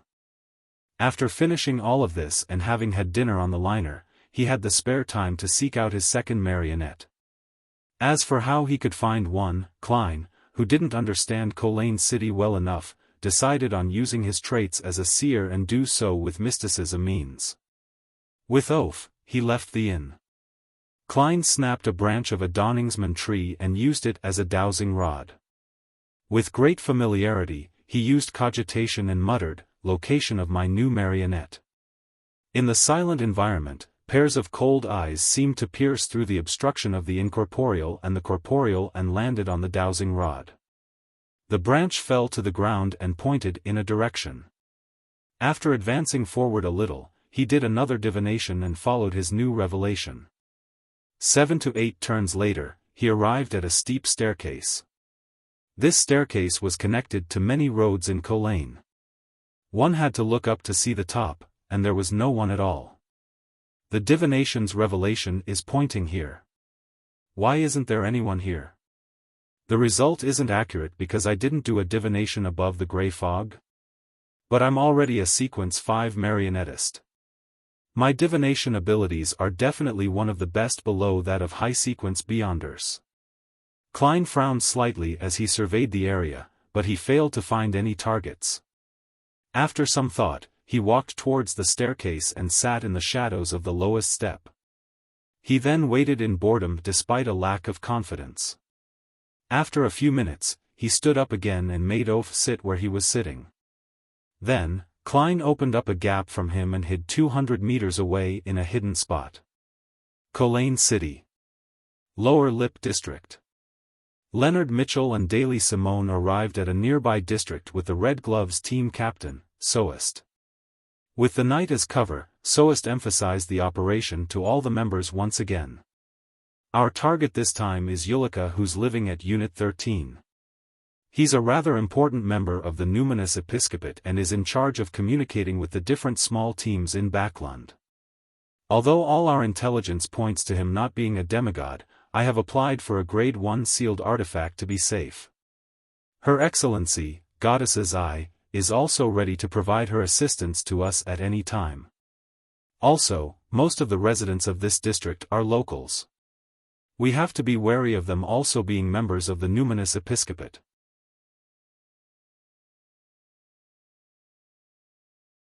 Chapter 908, Not Leaving Any Problems. Lower Lip District. 13 Canine Street. The plump Ulika was sitting on a sofa with his tiny dark brown eyes and skin. Wrapping a dried yellow tobacco leaf and 10 different kinds of southern continent herbs and spices together, he cut it into long strips. Then, he held his self-made East Balam smoke pipe in his hand and brought it close to the matchstick his subordinate had lit. The end blackened and curled as it glowed red. Biting at its end and taking a deep suck, Ulika slowly exhaled white smoke that was tainted with light blue hues. He looked at the visitor on the single-seater opposite him and said, "This is what a cigarette is. A real cigarette. The ones in the northern continent are only suitable for children." The person sitting on the single-seater was a man in his 40s. He had a high nose, blue eyes, and gentle facial contours. His black hair was thick and curly. His skin color wasn't too dark, but neither was it fair. He resembled a mixed blood between someone from Lone and Balam. He chuckled upon hearing that as he replied in Dutanese, "Unfortunately, I have zero interest in any kind of cigarettes." "Enzo, you don't know how to enjoy life at all." Before Yulika could finish his sentence, his powerful spirituality that was a result of his pathway had warned him of some danger. The way it suddenly came and appeared in such a pressing manner made Yulika instantly determine that the problem wasn't trivial. He had yet to leap away from where he was sitting when all he saw was darkness. It was as though he could directly see the night sky outside. A strong sense of sleepiness overwhelmed him as he felt a level of serenity from the bottom of his heart. Along Canine Street, be it the houses with lit lamps or extinguished lamps, it became abnormally silent at that very moment. It was as though no living being lived in them, or that everyone had fallen asleep at the same moment. At this moment, the snoring and slumped Yulika suddenly leaped up. His eyes wore the strange combination of a reverie and lucidity. Behind him, a nearly illusory girl with pale skin was stuck to his back at some point in time. This girl's eyes were bluish-green, and her lips were jet black. Her eyes were silently looking to the side, and her ghastly pale and translucent limbs had drilled into Yulika's body as though she was a spirit that couldn't be shaken off. Her existence brought a chill to his soul body, making Yulika barely resist his abnormal sleepiness as he broke free from the influence of a nightmare. Before Yulika could completely regain his lucidity, he instinctively rushed to the staircase. Extending his palms, he exerted strength towards the front as though he was pushing a door that didn't exist. In a blink of an eye, a difficult-to-describe bronze door covered in mysterious patterns appeared in front of Yulika. It wobbled and creaked before cracking open a gap. The gap led to an endless darkness. In it were indescribable eyes that watched the outside world. Meanwhile, large amounts of squirming and strange objects that were still unrecognizable surged wildly from the gap. Yulika was about to continue exerting his strength to open the door and cause the terrifying world behind him to descend upon Canine Street when he suddenly saw a pair of pale, translucent palms appear out of thin air. They passed through the deep darkness and pressed down on the interior of the door's gap. The palms didn't originate from anything. They weren't connected to a body, and the wrist was bloody. It was unknown who had severed them. Both parties exerted their strength as the mysterious bronze door stopped moving. It neither closed or opened further. High above Unit 13, Soist, who was already a spirit warlock, was floating in midair thanks to an invisible force. His hands carried a sundial made of gold as he slowly raised it high. When the golden sundial was finally raised above Soist's head, its resplendent glow flowed out and quickly outlined and became one.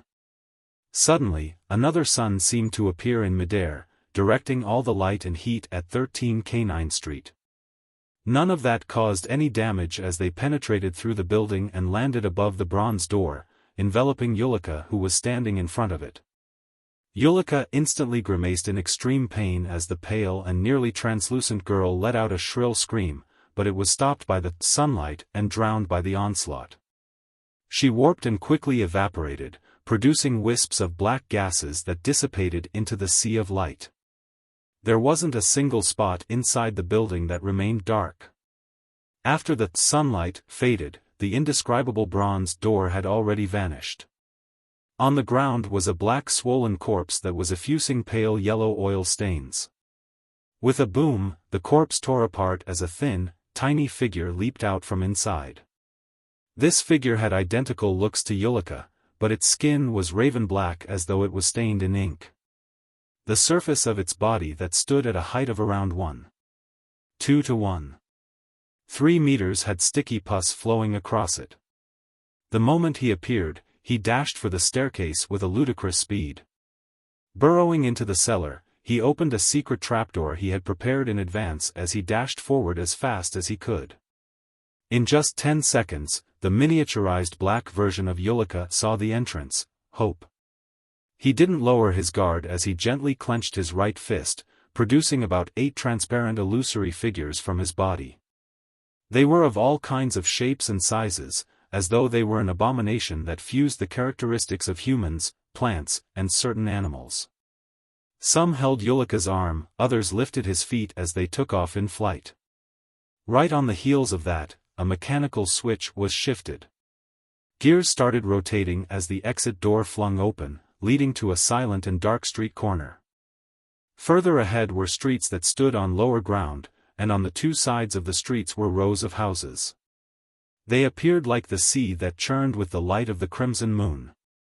Yulika was just about to use the help of spirits to fly out of the secret passage and disappear into the other districts of Kolain City when his eyes reflected a foggy lake. The lake shimmered with light, producing a tranquil beauty. In the middle, concentric circles rippled out as beautiful and illusory figures floated up. This was a powerful type of spirit. Human legends often deemed it the goddess of the lake. Many a time, the strength of a spirit guide depended on the deceased or a natural spirit they found and controlled. It was the same with spirit warlocks.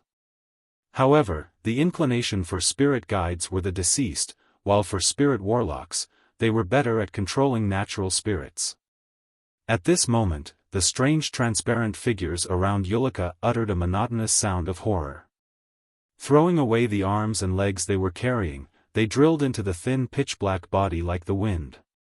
With a crash, Yulika fell to the ground, but he didn't feel any pain, which was a result of intense sleepiness assaulting him. It made him fall asleep without realizing it. At the exit, Daily Simone, who was wearing a spirit medium robe, with her face made up with blue eyeshadow and blush, walked out of some unknown location.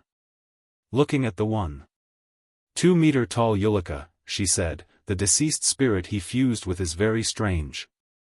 If it doesn't use a living human's body as a house, it will quickly dissipate. We need to make every second count in order to obtain information." In the shadows beside her, Leonard Mitchell walked out. He looked at Daily Simone in surprise and said, "Aren't you a spirit guide? How do you control a goddess of the lake? Aren't you a poet? Why don't you write poems?" Daly snapped back. On the other end of the street, on a gentle cliff, a figure quickly moved downwards with the protruded pieces of rock, quickly landing in the shadowy corners of Jaw Street below him. His skin was light-colored and his eyes were blue. He had thick raven-black hair that curled slightly. He was none other than Enzo, who had been a guest at Yulika's place at Lower Lip District's 13 Canine Street. Enzo wasn't a member of the Numinous Episcopate. He was one of the traders of the Life School of Thought that had escaped under the enticement of the Rose School of Thought. Furthermore, he was neither a beyonder from the apothecary pathway that led to the vampire sequence, nor did he worship the primordial moon. He was only a person who didn't wish to accept the various rules set by his teacher and his teacher's teacher. He wished to lead a carefree life and take advantage of being a winner. Such a state of mind was strongly advocated by the Rose School of Thought's indulgence faction, so it didn't take long for him to formally join them, allowing him to freely satisfy all his various desires. This time, he was representing the Rose School of Thought to make contact with the Numinous Episcopate in Kolain and discuss the possibility of cooperating on certain matters. To his surprise, Tenebrous deceased Yulika had suffered a sudden raid by the Church of Evernight. It was a high-level raid. Thankfully, I'm good at anti-divination. The Church of Evernight members didn't know ahead of time that I was at Yulika's place, and they didn't pay too much attention to me. They just thought of me as Yulika's subordinate, allowing me to find a chance to escape the core region. Besides, that sunlight mainly purifies objects with the power of death, evil, and corruption. It didn't deal much damage to me. That's likely a demigod-level attack. Enzo walked to the shadows in the street and couldn't help but recall what had just happened. After fleeing quite a distance, he turned to look behind him and discovered no one was chasing him. He immediately heaved a sigh of relief and chuckled. A winner is a winner, the eternal winner. Enzo recovered his usual confidence as he proceeded down the street with a smile. Then, he turned to his left and quickly moved down the stairs. It was a steep and long staircase that reached many lower-level streets. In the vicinity of Canine Street, Soest suddenly opened his eyes and said to Leonard and Daily Simone, "There was a man named Enzo at Yulika's place. He's a member of the Rose School of Thought and doesn't have a low sequence. He probably enjoys quite an important position. You are to quickly search the surroundings and see if you can find any traces of him and try to capture him successfully. Don't leave any problems behind." As for the other Red Gloves and the local Nighthawks, they either had to capture the remaining Numinous Episcopate members or were already capturing them in dreams. They hoped to obtain first-hand news as quickly as possible. Only a few were left behind to watch for any accidents and protect their companions. "Yes, Captain Soest." Leonard didn't hesitate to agree. Daly grabbed at the wind and cupped her hand to her ear. After listening for 2 to 3 seconds, she said, "The little guys around here tell me that someone did escape via the cliff."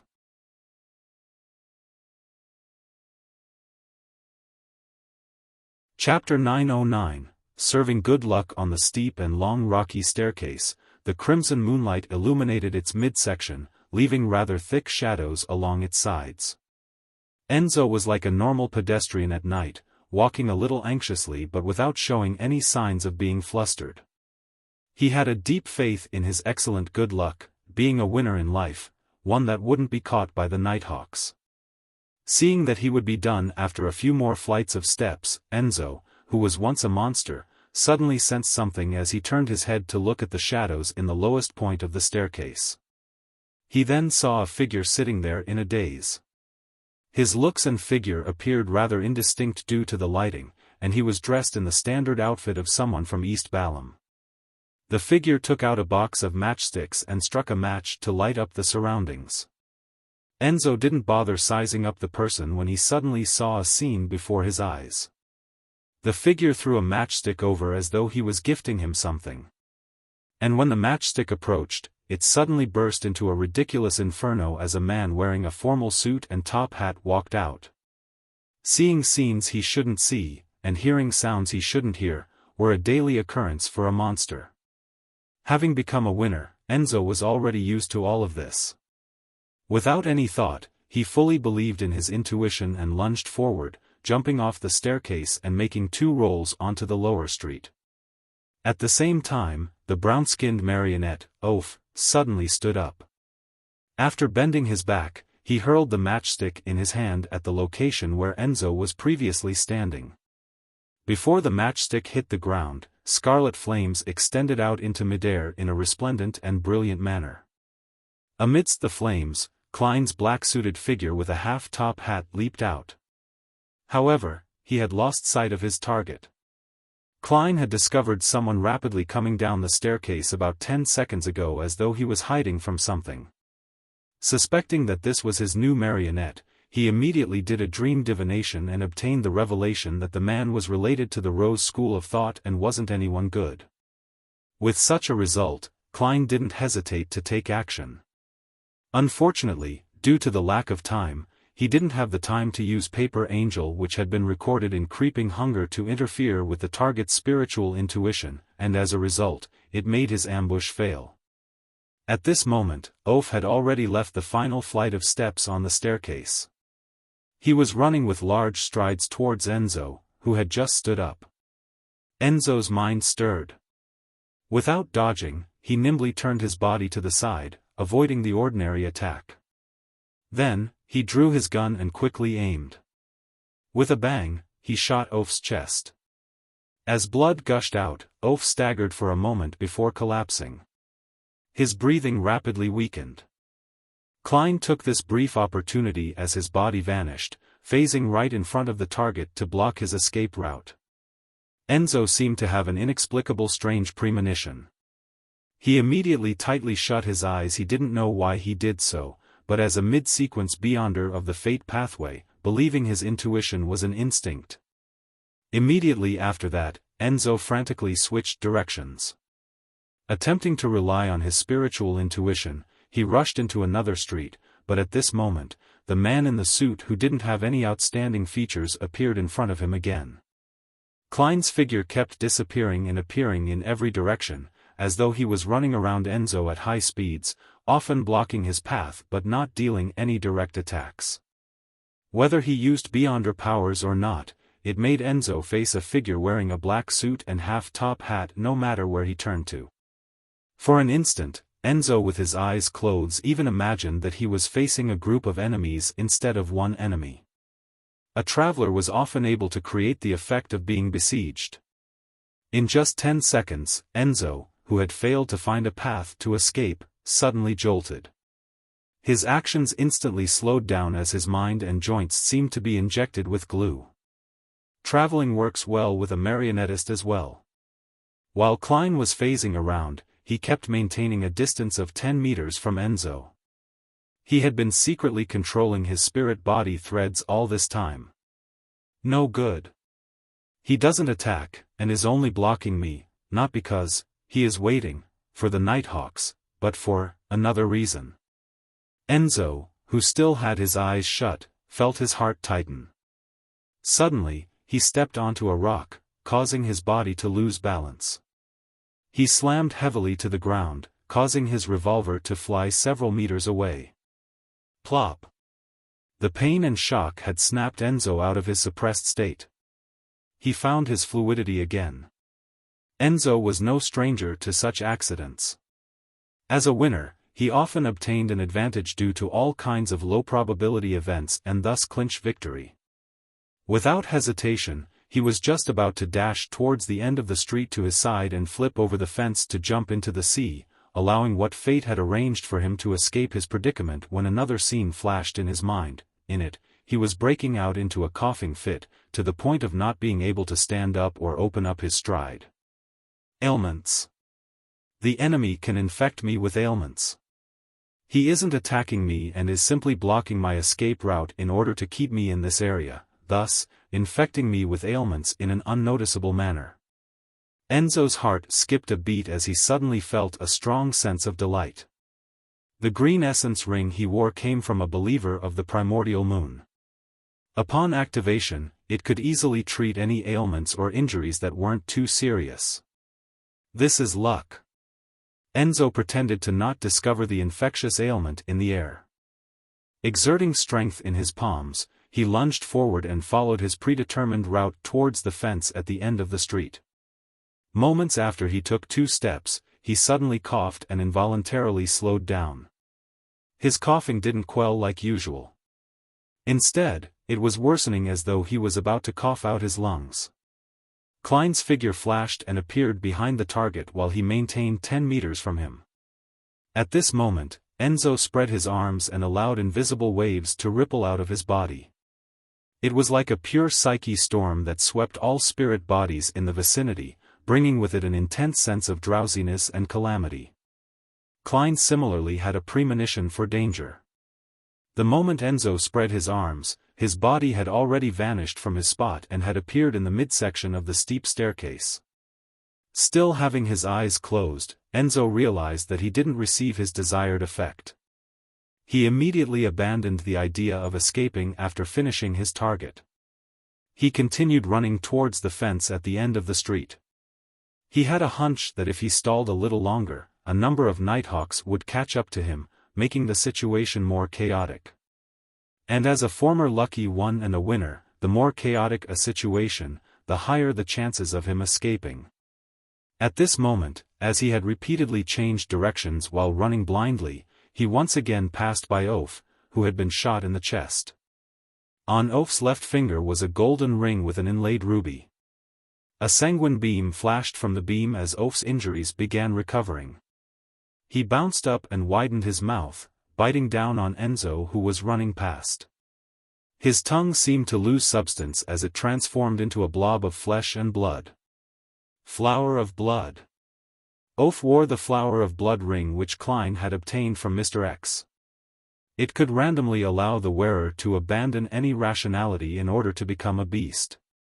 On the other hand, it could allow the wearer to control their body at a deeper level. As long as they didn't suffer from instant death or become completely purified, they could heal from any kind of injury. At the same time, it also came with flesh and blood magic.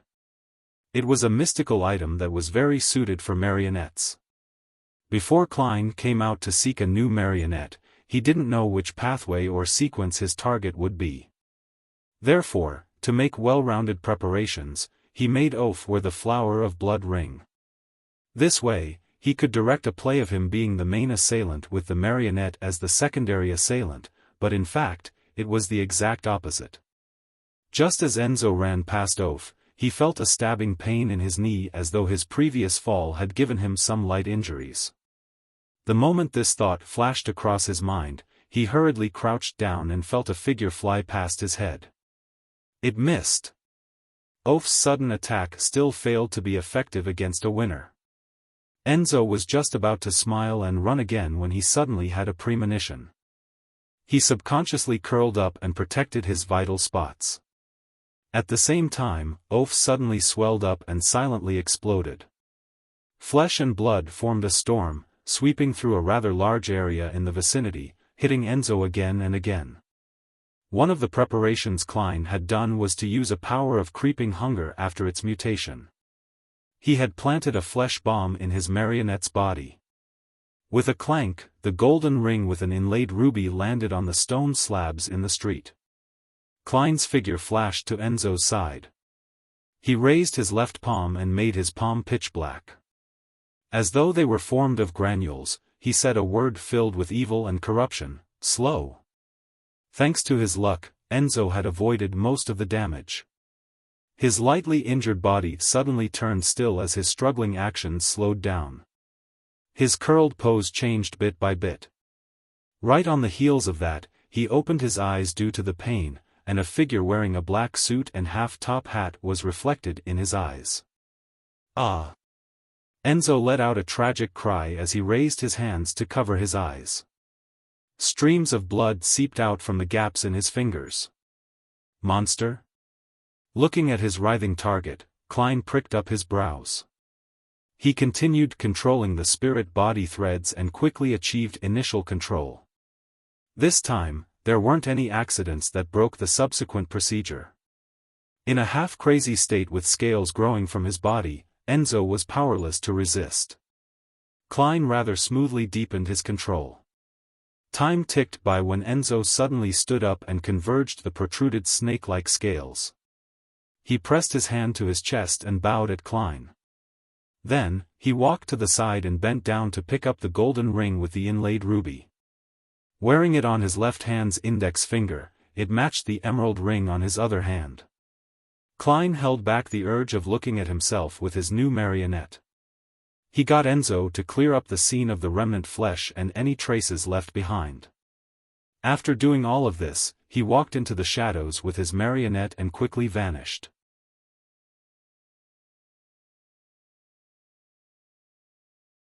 Chapter 9-10 Monster Pathway. A few minutes later, Daly Simone and Leonard Mitchell, who had repeatedly made errors in judgment, finally arrived at the top of the steep staircase. They proceeded down the steps at a very slow speed, cautious of their surroundings, and they were ready to enter combat at any moment. However, they failed to encounter any abnormalities even when they reached the bottom of the flight of stairs. They didn't even find any useful clues. Daly grabbed onto the wind, cupped her hand to her ear, and listened carefully.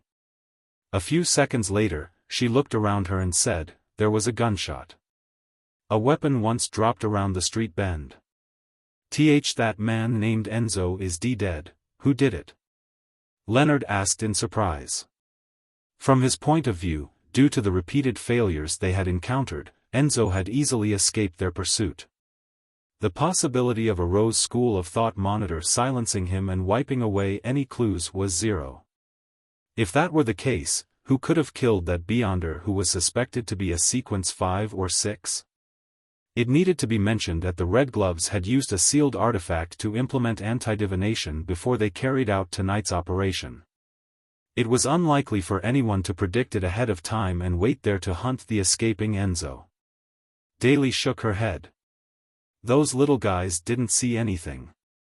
It's likely a Beyonder who's good at anti-divination. Perhaps it's Enzo's enemy, and they had been planning to act tonight. She simply offered a guess of hers, and the duo began independently searching the nearby streets to see if they could find any missed clues. Taking this opportunity, Leonard circled to a fence in a particular street.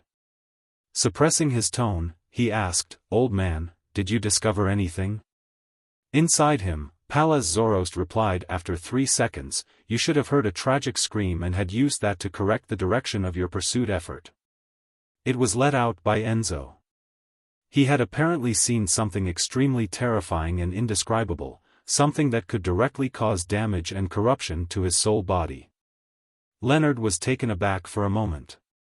He narrowed his eyes as he repeated softly, "Extremely terrifying and indescribable." Inside the inn, Klein teleported back with his new marionette.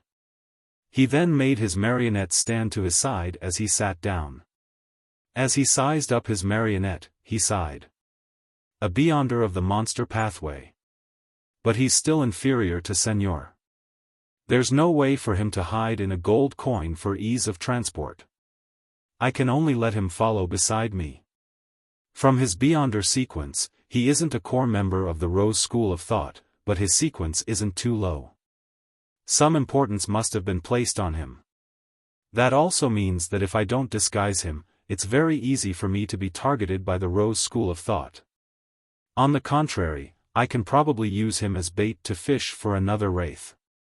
When the time comes, he can walk alone while I hide 200 meters away to wait for the bait to be hooked.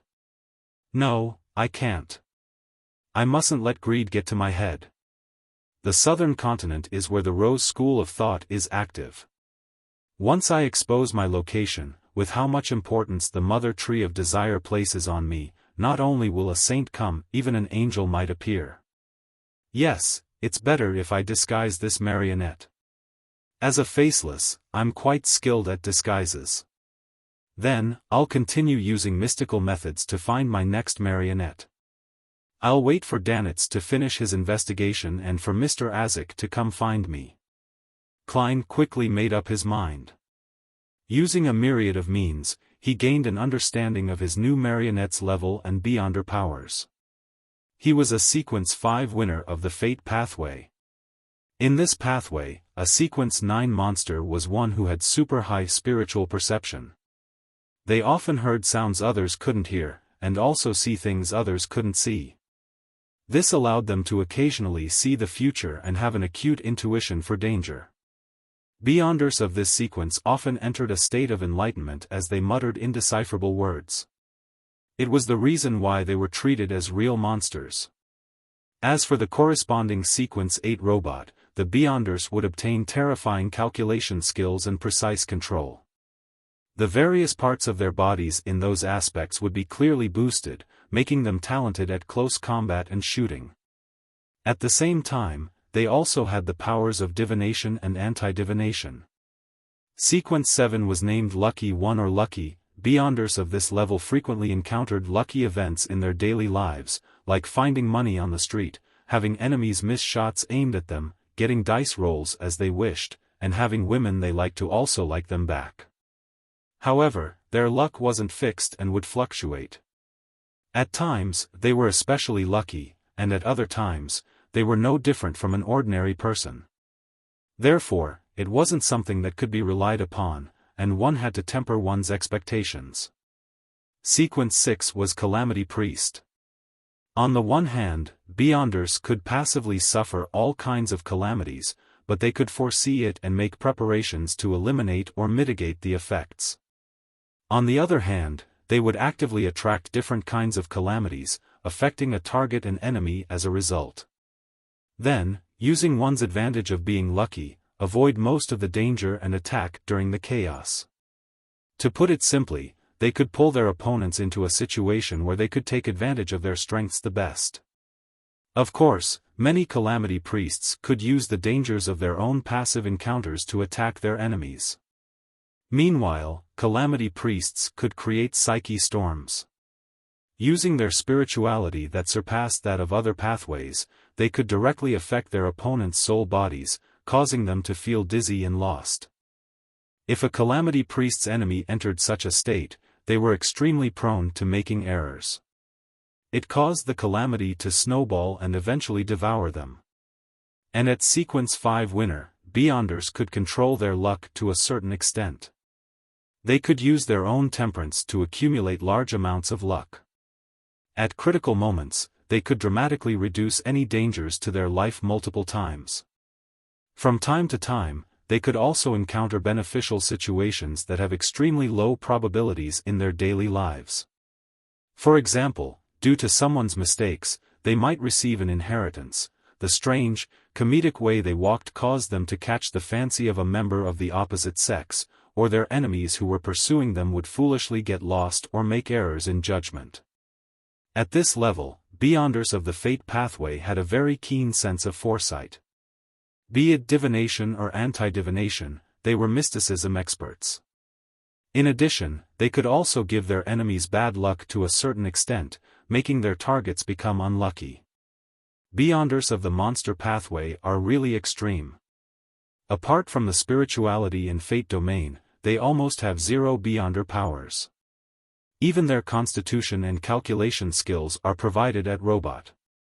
The subsequent advancements give rather limited improvements. This is my ideal model for a charlatan. They do not have any offensive or defensive abilities, simply relying on their premonition and how fate blesses them. I have to say that this is the most special path out of the 22 Beyonder pathways. I can find or guess their neighboring pathways. Only Monster seems rather asocial. It seems to be a lonely one. Perhaps, the Beyonder pathway that focuses on fate is destined to be lonely? Klein silently reflected on the matter and had some ideas regarding the usage of his marionette. Of course, he still needed to carry out divinations above the gray fog. He needed to see if the passive good luck and calamities still existed after the Beyonder's actual death. If it really was present, Klein had to constantly face the trials of calamities. In comparison, Admiral of Blood Seigneur is still better as a marionette. Sigh, people only know how to cherish and regret once things are gone. Klein shook his head in a self-deprecating chortle. From the traits of the monster pathway, he thought of a few effective means to deal with their mid- and low-sequence Beyonders. First, it was to catch them by surprise to let them see him directly. They would directly see the gray fog or other images, causing them to suffer a catharsis of the mind and receive damage to their bodies, pushing them to the brink of losing control. Second, it was to throw a special item out, causing them to face the test of seeing what shouldn't be seen and hear what shouldn't be heard. In this aspect, Klein had a blood crystal that came from a high-level devil that could produce such an effect. Blatherer's aura. Third, it was to entice them to give him bad luck and pretend to act unlucky so as to have an opportunity to strike back. Amidst his thoughts, Klein made the marionette empty his pockets, producing £35 10 solid 7 pence and a leather wallet. The wallet's surface and interior had a flower and name embroidered on it. It appeared to be completely handcrafted. Enzo. Whether that's your name or not, your name is Enzo. Klein shot a glance at his marionette as he moved his gaze down to the golden ring with the inlaid emerald on his right hand. Via divination, he learned that the ring was named Green Essence. It had one effect: treat any ailments or injuries that weren't too serious. And it was precisely because of this that its negative effects were trivial. It only attracted mosquitoes. Thankfully, I'm not the one wearing it. Monster pathway Beyonders don't seem to wear many mystical items. Even if they do, they will wear one or two rather low-level ones. This is a requirement of fate? Klein retracted his gaze in thought and looked at Enzo, who was staring at the wall. He had an urge grow within him. He wished to use his monster pathway marionette to look at himself. He wanted to know what was so special about him. Will this be very dangerous? I'll lose control as a result even if I'm seeing myself. No, back in Tingen City, Adamasol had also looked straight at me without being a Sequence 9. The only thing that happened was having his eyes bleed and be in a state of pain for a while. Although I have improved drastically from then, Winner Enzo didn't directly break down when he saw me just now. The reaction resembled my reaction when seeing Demonis of Despair Panatia's partial mythical creature form. Do a divination above the grey fog? No, that involves the grey fog itself. The outcome will definitely be interfered with. Rely on my own divination powers in the real world? Klein took out a gold coin and let it run through his fingers. After a while, the gold coin bounced up and fell down into Klein's palm.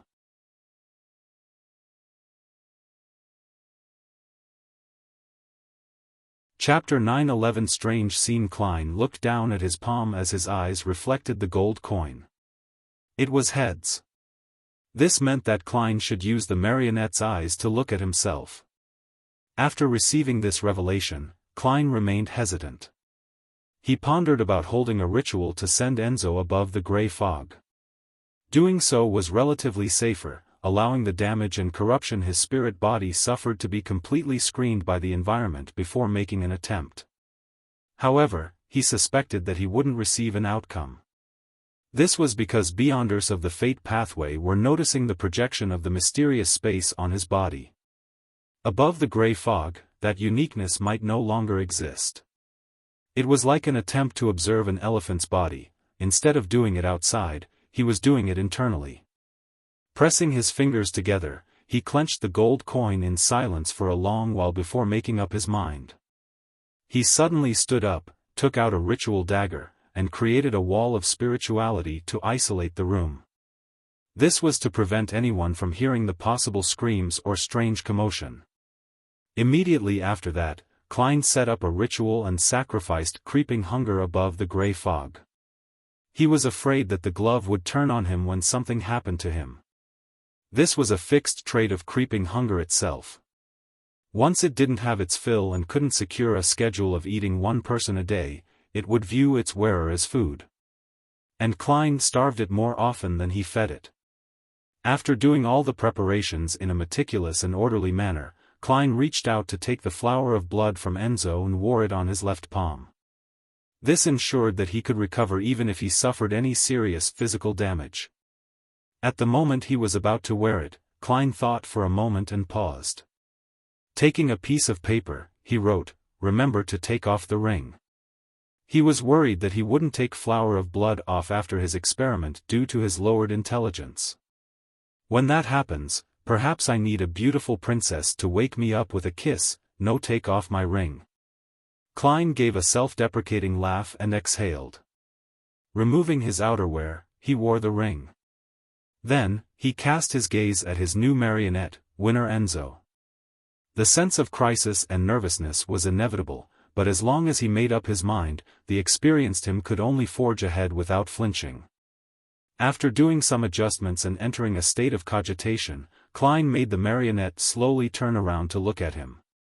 With the winner's eyes, he first saw a layer of thin, emanating grayish-white fog. Amidst the fog, there was a resplendent door of light that was tainted with bluish blackness. The door of light was formed from countless layers of spherical light. Each spherical light enveloped squirming maggots. Some of them were transparent, others translucent.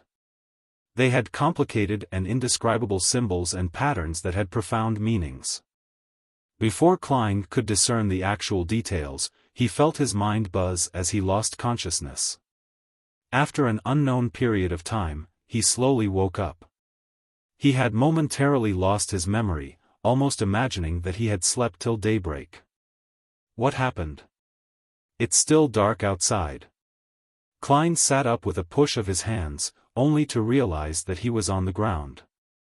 At this moment, he caught sight of Enzo through the corner of his eye. Plenty of scenes and voices suddenly surged through his mind. That's right. I was trying to figure out what Beyonders of the monster pathway can see from my body. I suffered too much stimulation and fainted immediately. I still vaguely remember painful screaming. Was that me? Klein, who had recovered his memories, hurriedly inspected his condition. He was surprised to see a bloody, gruesome wound on his body, as though something was about to tear out of it.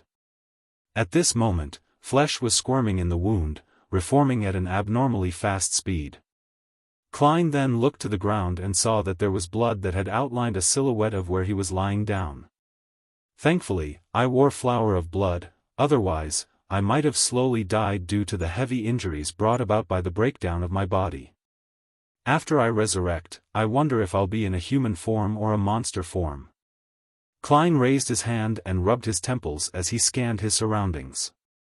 He found that the furniture had toppled, but the wall of spirituality remained intact. He heaved a sigh of relief, confirming that the abnormality was only limited to himself and a small area around him. Nothing had spread. And from the speed at which his wound was recovering at, Klein determined that he hadn't been unconscious for more than a minute. He picked up the chair and sat down, feeling as though he had forgotten something, but he just couldn't recall what. Only when he instinctively cleared the area did he see a note with the words, "Remember to take off the ring." Only then was he enlightened as he removed the golden ruby ring on his left hand. More memories surfaced as Klein shook his head and muttered with a lingering sense of fear and amusement, "Luck is really important at times. If the negative effects of the flower of blood randomly reached its peak potency, I might not be able to recognize those words and fail to be reminded." Seeing that he had mostly recovered from his wound, he made Enzo wear flower of blood and take off green essence. Using the latter's treatment, Klein no longer felt any discomfort. He focused his attention back on the scene he saw. It was a scene that Beyonders of the Fate pathway saw on him. A door of light tainted with bluish-black. Countless spherical lights. Transparent and translucent maggots clumped together. Symbols and patterns that are mystically complicated, hiding plenty of knowledge but giving zero feedback to others. What do these represent? This is a particular mythical creature form that corresponds to the mysterious space above the gray fog. It's one that belongs to a sequence, O true God. Due to the gray fog screening, only Beyonders of the Fate pathway can see it directly, suffering the visual impact and corruption. Likewise, it's also because of the gray fog screening that those Beyonders don't directly break down as though they are seeing a deity with their own eyes while also not receiving any knowledge. Klein thought for a moment and began to use divination to decipher the hidden meaning. The door of light seems to resemble the symbol behind the apprentice's chair. It might also point to Mr. Door. Countless stacked spherical light is identical to my cogitation. And the latter stems from the mythical systems as described by some novels from Earth. Influenced, my subconscious chose the most relevant and closely matching memory? Or could it be that my choice influences the expression of the scene from the gray fog? The distorted and transparent maggots are similar to the clump of maggots on the gigantic throne on the main peak of the Hornacis mountain range, but there are some tiny differences. That sequence, O the Fool of the Seer pathway? I didn't manage to see the translucent ones clearly. It's hard to tell. Also, the bluish-black color keeps making me connect it to the depths of the mysterious space that I can't reach. Back when I stood on the highest step of the staircase of light, I could see some hints of bluish-black on the cloud-like mass that condensed in midair. Klein thought about it for quite some time but failed to receive an answer. All he could do was keep it at the back of his mind and analyze it when he had more information and clues. After clearing the scene, he took 4 steps counterclockwise and went above the gray fog. He planned on doing a thorough inspection of his physical condition and confirm if Enzo still had any passive luck or bad luck. Biome. In the poverty district, in a dilapidated house that wasn't too big. Admiral of Stars Katlia was sitting behind a table looking at the door when she heard a unique knocking pattern on the door. "Come on in." She didn't deliberately disguise her voice. The wooden door creaked open as the hanged man walked in, wearing a hooded black robe. Seeing his suspicious disguise, Katlia nudged her heavy glasses and said with a smile, "If you were to walk out like this, you would be surrounded by the members of the Church of Storms within 5 minutes." She didn't wear any disguise because she knew that the matter of her permitting Gehrman Sparrow to board the future had long spread across the seas. It wasn't difficult for the hanged man to guess that Admiral of Stars was Mam Hermit. Alger didn't directly reply to her. As he closed the door, he pulled out a chair and snapped back, "It's the same for you." He meant that Admiral of Stars was just second to Admiral Hell amongst the 7 pirate admirals. Furthermore, she was suspected to have deep connections to Gehrman Sparrow. She was a target of pursuit by the Church of Storms and Church of Evernight. Her bounty had risen to £45,000, and no matter which city she was in, it only spelled trouble once she was recognized due to not being disguised. Katlia nodded slightly and turned to look at the hanged man's hooded face. "In front of me, such a disguise is meaningless. However, I respect your choice." She continued wearing her glasses. "She has a domineering stance and great confidence. As expected of the Admiral of Stars." Alger, who was wearing a mask under the hood, didn't harp on the disguise as he went straight to the point. "Thank you for providing me with assistance." Katlia placed her right hand on her left elbow. "I'm curious. With your present strength and the resources you have, you should be able to resolve the artisan's problem even without my help. Why are you being excessive?" Alger was already prepared as he succinctly replied, "I do not wish to become a topic of discussion for others." Katlia seemed to grasp the meaning in between the lines. Pondering for a few seconds, she said, "I need more information."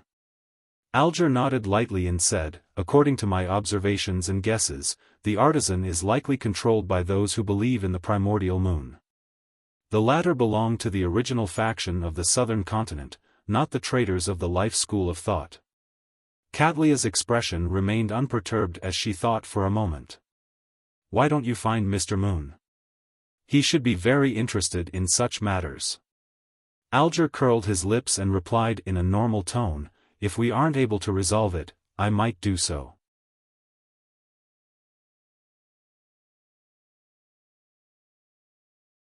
Chapter 9:12 Origins of the Artisan. Katlia understood the hanged man. If the problem was too serious, they could use the moon to involve the entire sanguine race. They could then minimize their losses in the chaos and obtain some benefits. She then smiled and said, "If the situation is that serious, why not directly find the world? That seems to make things simple."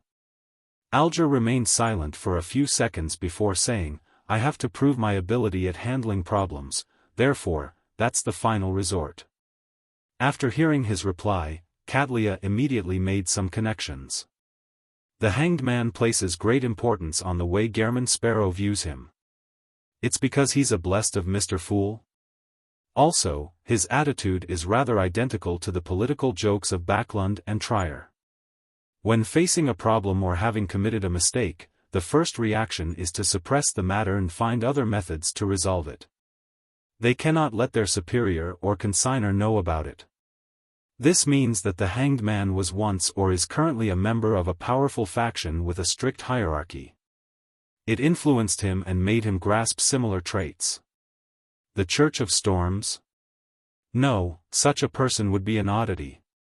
The fleet of the King of the Five Seas? Amidst her thoughts, the pirate admiral nudged her heavy glasses and steered the topic back. Continued describing the artisan. Alger appeared to have prepared a script. Without any thought or pause, he said in an unhurried manner, "To hide this artisan's identity, to prevent this resource from being wielded by others, I deliberately constructed the identity of him being part of the Church of Steam. But in fact, he had no choice but to create items for unaffiliated beyonders to earn money to maintain his lifestyle of enjoying fine wine and beauties. He betrayed the Church of Steam and hid in Biome. This time, he first contracted a strange disease and was monitored by an unknown person. Later, he seemed to be under control of people who believe in the primordial moon, claiming that he could receive new life." Katlia finished listening attentively as her eyes with a purple tint appeared extremely focused. After the hanged man finished his recount, she pondered and asked, "An artisan definitely has no lack of mystical items. Furthermore, they know all the combinations of different beyonder effects and negative effects. Their strength is definitely at sequence 5. What methods did those primordial moon believers use to control this artisan without harming him? A demigod was involved?" Alger slowly shook his head. There aren't any clues regarding that, but based on my observation, the artisan has expressed some willingness. I suspect that, while being threatened and coerced, there are elements of them targeting his weaknesses to entice him. He had indirectly denied the theory that a demigod was involved. Katlia nodded. How did those primordial moon believers find this artisan? Based on your description, this artisan only trades with trustworthy friends he's familiar with. He doesn't enjoy widening his channels, and he can be said to be extremely cautious. Alger hesitated for a moment and said, I'm not too sure, but I have a theory. I once helped the world sell a werewolf beyonder characteristic to that artisan, and the werewolf pathway belongs to the mutant pathway. Be it the formulas or characteristics, they are firmly in the control of the Rose school of thought. There are seldom any leaks. Likewise, those people who believe in the primordial moon in the southern continent basically belong to the Rose school of thought. Katlia added inwardly, having figured out the hanged man's theory. He suspected that the werewolf beyonder characteristic had a latent problem that involved a secret existence. This resulted in the artisan being targeted by the Rose school of thought. And this was also the reason why the Rose school of thought firmly wielded control over the mutant pathway's formula and characteristics. Katlia raised a few more questions and obtained satisfactory answers. Finally, she asked, what's that artisan's name? What country is he from? He's from Intis. He calls himself Silf, Alger replied straight away. Silf, Katlia frowned slightly as she repeated the artisan's name softly. What's wrong with that? Upon seeing this, Alger directly asked, You've heard of him? From Alger's point of view, Admiral of Stars was an experienced powerhouse with a powerful background and was good at controlling herself. If she hadn't wished to discuss Silf, she wouldn't have made it so clear even if she had her suspicions and questions. Due to this, he chose to ask without mincing his words. After a moment of silence, Katlia said, Emperor Rosel's eldest son is Seal. It's very similar to that name. Without waiting for the hanged man to say a word, she continued, this prince passed away due to his horror and concerns shortly after the emperor's assassination. Back then, the Sauron family wished to hang or exile his descendants, but the Church of Steam chose to take him in as a clergyman. Alger nodded slightly in enlightenment. You suspect that he's a descendant of that prince? In most countries in the northern continent like Intis and Faisak, it was common for people to use their ancestor's name or something similar as their names. It represented the legacy of honor, therefore, the more illustrious a family was, the more common it was to have the second or the third. Of course, it was also very common for two people to have similar names, but Artisan Silf wasn't only a name. He was from the Church of Steam, a person from Intis, and had reached the level of artisan. Faced with the hanged man's question, Katlia nodded gently. I can quickly make a confirmation if you can obtain his blood. Understanding the reason, Alger didn't ask further. Instead, he asked, Are you going to take action now? I can provide support. Katlia's glasses reflected the crimson moonlight that shone inwards. No, I plan on observing for some time. At the very least, we need to understand why the people who believe in the primordial moon are trying to control Artisan Silf. If they only wish to get the artisan to work for them and create mystical items, the situation becomes a lot more simple. And if they have other goals, the problem might be more complicated than we imagined. We will need to make more preparations. As expected of the Admiral of Stars. Alger nodded and said, I can't stay in Biome for too long, or else I will incur suspicion. If you need my assistance, it needs to be fast. After receiving confirmation from her, the hanged man slowly got up and pulled up his hood before leaving the room. Having learned where Artisan Silf was presently living, Katlia removed her heavy glasses and pinched her glabella. Clapping, she said, Heath, come in. In the shadows of the door gap, the darkness suddenly stirred as a thin and tall but pale figure appeared. His nose bridge was ridiculously high, and his facial skin was nearly transparent. Looking ill, he was none other than the second mate of the future, Rose Bishop Heath Doyle. Cadlia looked at him and said, "The actual situation is. I'll leave the rest to you." "Yes, Captain." Heath Doyle simply replied before shrinking back into the shadows. Cadlia raised her right hand and paused for a few seconds. Stay away from Frank for the time being. He had reached a standstill in his mushroom experiments. I'm afraid that he will come up with new ideas. The location of my second marionette. Klein held two branches as he repeatedly chanted without seeing them move. This meant a divination failure or that Colane City didn't have a second marionette that suited him well. From the looks of it, mysticism methods are temporarily useless. I'll pack up tomorrow and leave. Klein mumbled and threw the branches into the trash can. Standing beside him was Enzo. Although he didn't dare to directly look at his master and was only looking at the ground, he skillfully made a cup of black tea and offered it to Klein. Compared to before, this winner now had red skin that was nearly peeling due to sunburn. After all of this turned for the better, he would have a swarthy tan. To disguise his new marionette and prevent the Rose School of Thought from recognizing him, Klein had brought this gentleman on a trip to the beach which received strong sunlight. He was then left exposed to the sun for prolonged periods of time. Meanwhile, he controlled the marionette to shave off most of his hair, leaving a thin layer. With the trimming of his brows, contouring his face with powder, and wearing shades, Enzo seemed to transform into another person. Even the most familiar of friends of his might find it difficult to recognize him unless the person was a faceless. Apart from a disguise in the real world, Klein also did some mysticism management. Firstly, he used the paper angel's embrace, and second, he carried Azek's copper whistle along with it. In addition, he also determined that a winner's passive luck and calamity trait was ineffective. However, he had no idea if it was because of its status as a marionette, or if it was due to the gray fog. Receiving the tea and taking a sip, Klein cast his gaze at the map of East and West Balam on the coffee table. He considered where he could find his second marionette. At this moment, the colors around him suddenly saturated as though an artist had contoured the area with paint. Right on the heels of that, a figure appeared beside Enzo. He was wearing a silk top hat and a black suit. With a medium build, he had bronze skin and eyes that seemed to see the vicissitudes of life. He had soft facial features, and beneath his right ear was a tiny black mole. He was none other than Azek Eggers. Mr. Azek is finally here. Klein was first delighted before he noticed that he had appeared beside his marionette. This made an amusing scene surface in his mind.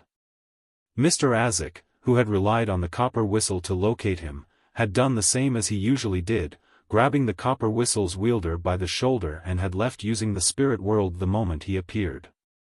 And all Klein could do was watch helplessly, trying to stop him with outstretched arms.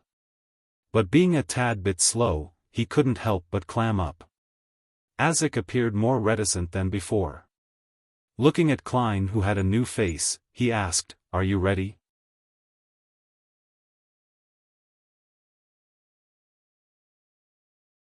Chapter 9:13 Klein's preparatory work ready. Of course not. Klein smiled as he pointed at Enzo. That glove still needs sealing. As he spoke, the badly sunburnt Enzo removed the human-skinned glove from his right hand with his left hand, which wore the flower of blood and green essence rings. It was creeping hunger. Normally, Klein tended to throw creeping hunger above the gray fog when it wasn't in use. After all, the glove's original seal had been disabled after its mutation. It needed to consume a living person on a daily basis, otherwise, it would feast on the wearer. However, considering how Mr. Azek had already replied, it was very likely that he would meet him soon.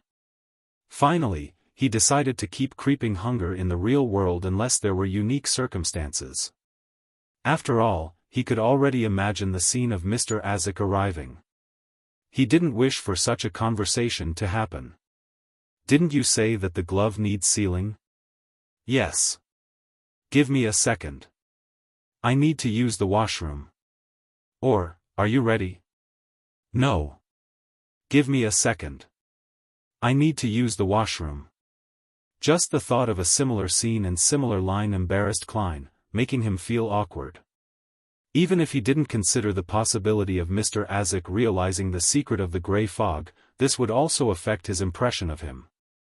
Therefore, after obtaining a new marionette and completing his attempt at looking at himself, Klein brought creeping hunger back to the real world, making up for its previous meal.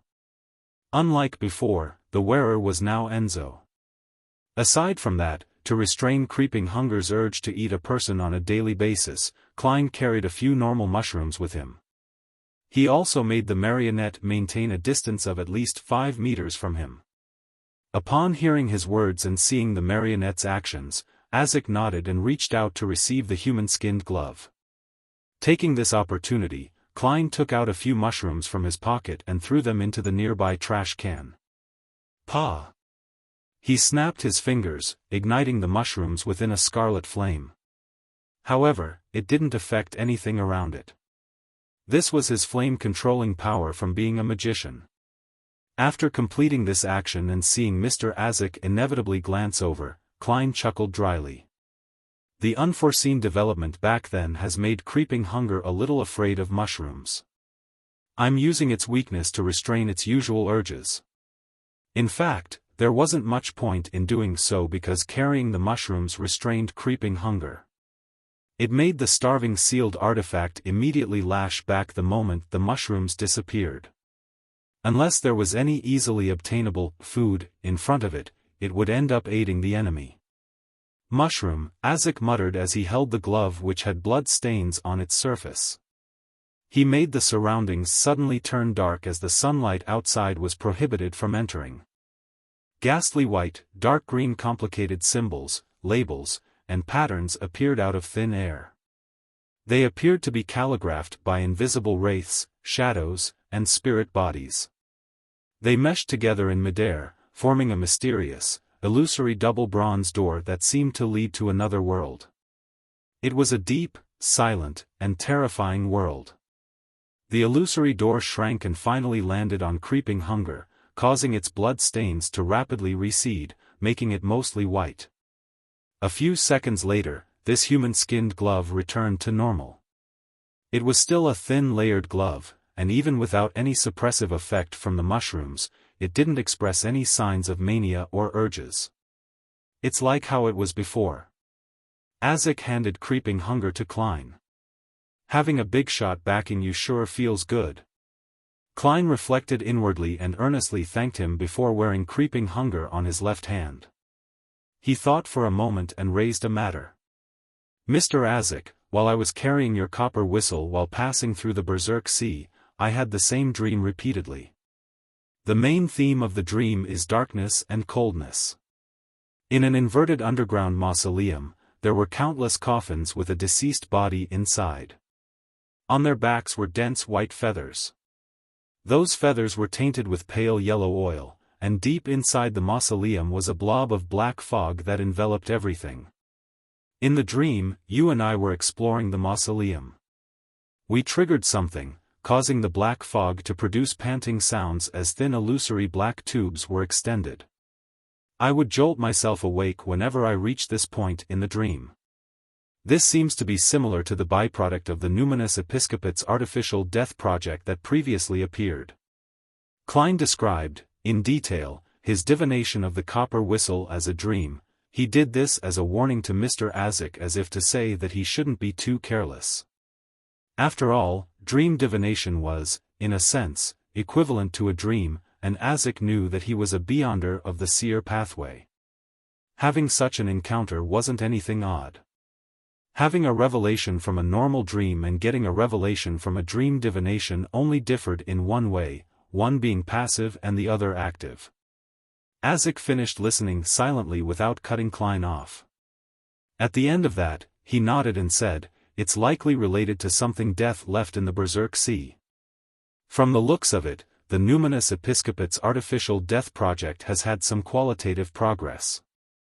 Mr. Azek lives up to being a fourth epoch death consul.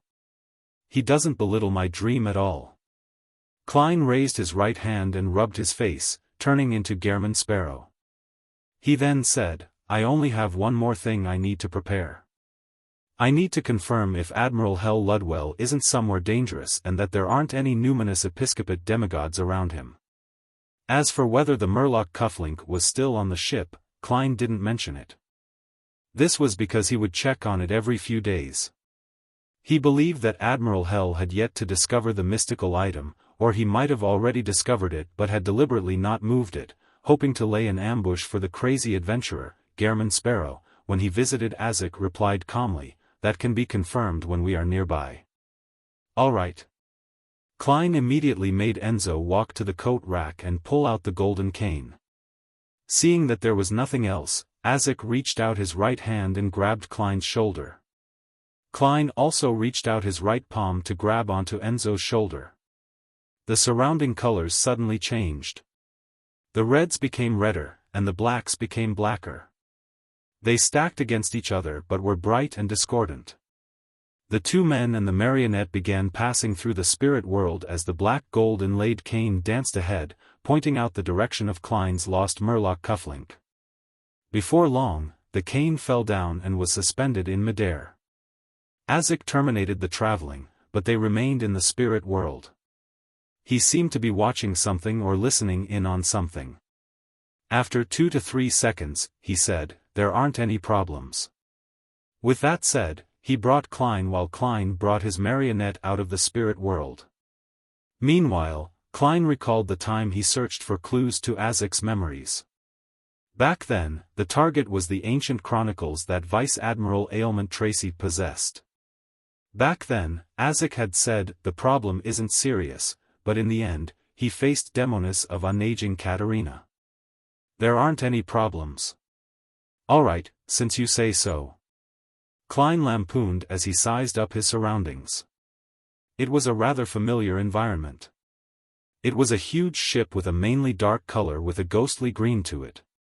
It had a black tulip flag, as well as zombies, skeletons, wraiths, shadows, and other undying creatures. These creatures either directed the sails, patrolled the area, or did cannon drills. All of that proved that it was the flagship, Black Tulip, of Admiral Hell. Unlike Klein's last encounter, the Black Tulip had quite a number of living beyonders. The silver-masked captain with an exaggerated rapier, frilly shirt, a gorgeous coat, and a triangular hat with a white skull on it, Admiral Hell Ludwell, was standing by the cabin's entrance looking over. Suddenly, the black ring on Ludwell's right hand trembled and glimmered. The pale white flame in the arrogant pirate admiral's eyes wavered and finally constricted to its limits. Immediately, Ludwell bent his back, prostrated to the ground in front of Azek Eggers, and kissed the deck under the gaze of the either glazed, surprised, or lifeless eyes.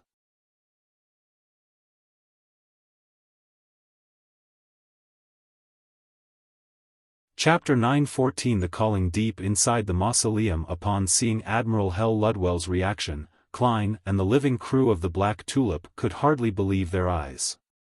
He originally imagined 2 scenarios. The first was Ludwell requesting help from a numinous episcopate demigod to ambush Gehrman Sparrow and the powerhouse backing him. This wasn't impossible since Sequence 7 of the Death Pathway was called Spirit Medium. They also had the ability to sense impending danger. The second was that Admiral Hell hadn't made any preparations. He tried resisting but ended up being easily finished off by Mr. Azek. Klein's plan was to have Mr. Azek deal with the demigod while he hunted Admiral Hell in the first scenario, so as to obtain his second marionette. If it were the second scenario, he could request Mr. Azek to watch by the side as he controlled his marionette to challenge Ludwell alone. During this process, he would use creeping hunger and hide in the shadows, doing his best to stay behind the scenes so as to digest his marionette potion faster. To his surprise, Admiral Hell didn't put up a fight at all. He directly prostrated himself and kissed the deck as though he was Azek's most loyal and humble servant. How are we going to come to blows now? Klein stared ahead blankly, somewhat at a loss for words. and it was silent across the ship. Azek raised his hand and pressed down on his silk hat as he walked towards the prostrating Ludwell at a decent pace. 1 step. 2 steps. 3 steps. He stopped in front of Ludwell and said with a deep voice, "What stage has the Numinous Episcopate's artificial death project reached?" Ludwell kept his forehead peeled to the ground as he hoarsely replied, "Artificial death can already influence high-sequence beyonders who failed their advancements, but it is still unable to reply to prayers and rituals." After the description, he slightly raised his torso and took off the black, square-shaped ring from his right hand. Then, with both hands, he offered it in front of him. Silently, the ring seemed to be dragged by countless spirit bodies as it flew up and landed in Azek's palm. Azek studied it for a few seconds before wearing it on his left index finger. Suddenly, a terrifying and profound feeling was emanated from his body. The zombies and skeletons who were either naked or wearing rotten leather armor, genuflected, bowing their heads as though they only dared to look at his boots. The flying wraiths and shadows landed on the deck and clung closely to it. None of them dared to float in midair again. The other pirates aboard the ship plopped to their knees, plastering their faces to the deck without daring to raise them. Klein stood to the side, watching Mr. Azek's back and the suddenly empty scene. He turned agape, but he didn't say a word. Azek took another 2 steps forward and came to Admiral Hell's side. Then, he turned his body and faced Klein and said to Ludwell, "You shall be his marionette for a year. When the time is up, you can return to the spirit world." Azek said those words without any inflection, as though he wasn't determining Admiral Hell's life and death or future. Perhaps, to him, this was a trivial matter that didn't need him to care for the thoughts and feelings of the person being ordered. Ludwell's body shook violently as though he was furious and indignant. But ultimately, he didn't raise his head. He continued keeping his head peeled to the deck. "Yes, Honorable Death Consul." Just as he said that, ghastly white and dark green mysterious symbols were accentuated as they meshed together, forming an illusory bronze door. The door rapidly contracted and was imprinted inside Admiral Hell's forehead. Klein looked in surprise and puzzlement. Only when Mr. Azek nodded at him and pointed to Admiral Hell did he blankly step forward and enter a 10-meter radius. He began controlling Ludwell's spirit-body threads. The pirate admiral almost leaped up a few times to flail his arms, but none of that happened. Soon, his thoughts turned sluggish as he subconsciously resisted. After a while, the silver-masked Admiral Hell Ludwell stood up. Bowing his head, he retreated to Klein's side and stood beside Winner Enzo. Azek watched the entire process in silence before finally slowly saying, "In the death pathway, high-level beyonders have extremely suppressive powers over low-level beyonders, I can tell.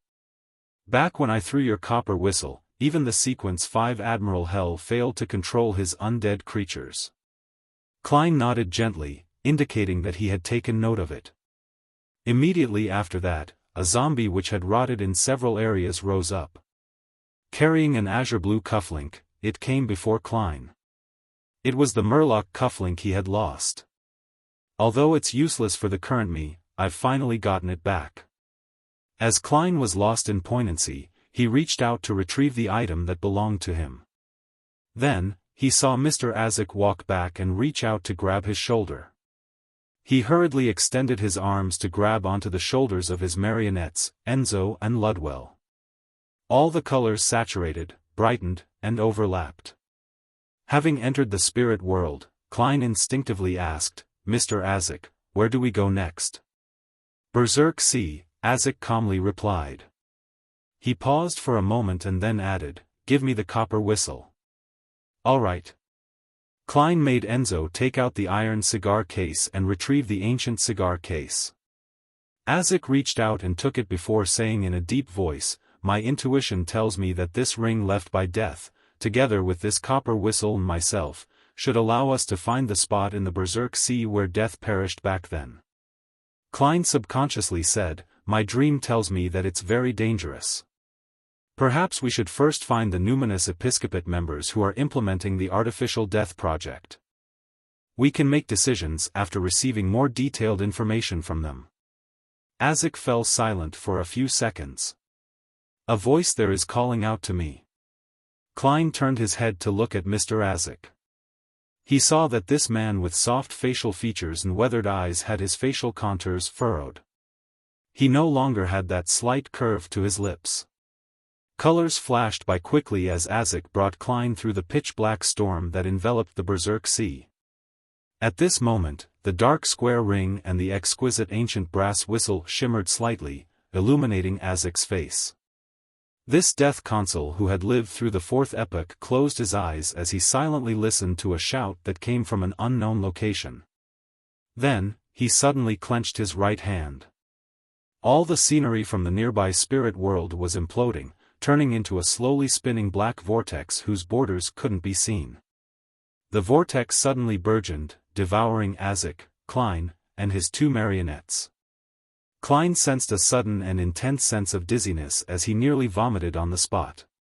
He recovered after an unknown period of time, realizing that he was inside a dark, cold mausoleum. Around him were open coffins, and inside them were rotting corpses with white feathers on their backs. Although I warned Mr. Azek, we still ended up here. Klein was taken aback for a second as he suddenly felt a deep sense of helplessness. He turned his head to look to the side and saw Azek standing near him. He was staring intently at the flights of stairs that led deep into the mausoleum. There was a thick black gas emanating in the area as they slowly swirled like smog. The one hiding in there might very well be artificial death, Klein couldn't help but warn. Azek's facial contours were no longer as taut as he curved the corners of his mouth. My slumber from before has allowed me to recall many more things. I saw myself seated on a bone throne, and I saw beyonders and ordinary people lying dead in front of the throne. They hadn't done anything wrong, but they died sudden deaths all the same. One by one, they got up, turning into ghastly undead creatures that pledged allegiance to me. And I was just coldly watching them without any emotional fluctuations. I allowed the disaster to spread through the village and into the city. This made me feel unlike myself. However, I also knew very well that this might be the real me. As Death Consul from the Fourth Epoch's Balam Empire. Klein's lips quivered slightly before he pursed them tightly. Azek rubbed his temples and continued in an unperturbed tone, I sense myself returning to that past.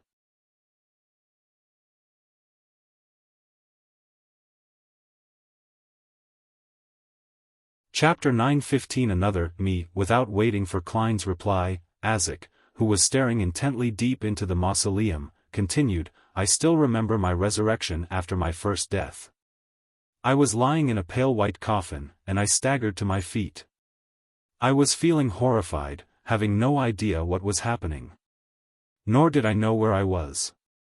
Before the clergyman collected my corpse for purification, I escaped, stumbling along the way like a wandering ghost. I crossed grasslands, villagers, and cities. I couldn't recall who I was or where I came from. No matter where I went back then, I would hear all kinds of sobbing. When I watched priests presiding over mass burials, I felt sorrow in every corner. Later, I happened to rescue a noble lady and entered her manor. She was a bright and lively girl, and I was like a feral beast from the jungle. I was sensitive, suspicious, self-abased, afraid, and I often showed a cold, indifferent, cruel side that didn't match the morality of a human. She was very curious about me. No matter how I avoided her or what terrible things I did, she would approach me, infecting me with her smile.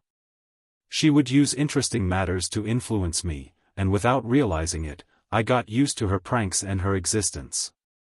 We secretly got together. She was very worried that her father wouldn't agree to her marriage to a former tramp and present servant. Seeing her melancholic smile, I had the feeling of blood gushing through me for the first time. I rashly told her that I was leaving, but I would return with an aristocratic title and a bridal garland. I joined the army, becoming a knight. I raised a 3-meter lance and charged at enemies. Thanks to the chaos of the fourth epoch's wake in the northern continent, I became a baron and obtained a fief I could call my own. I abided by my promise, and with the king's conferment letter, family emblem, a knight's medal ribbon, and my self-made garland, I married my bride. Upon saying this, Azek's expression gradually turned gentle. As though he was reminiscing and recalling something. The corners of his mouth curled up without him realizing it. Klein's heart stirred from hearing this, as though he had met the familiar Mr. Azek again. What happened next? He carefully guided the conversation. Azek looked ahead and said, later, we built a castle on our fief. We had children, a boy. He grew up very quickly, and I could tell that he would grow up to be tall and stout. He enjoyed combat, often running around while dragging a broadsword, claiming that he wanted to become a knight. I thought it was just child's talk that wouldn't last. However, even if he broke his leg or hurt his head, he didn't abandon his training. He thought that I wouldn't be able to see him if he hid in his room grimacing while tending to his wound. He underestimated his father. All the spirits in the fief were secretly under my service. Year after year passed.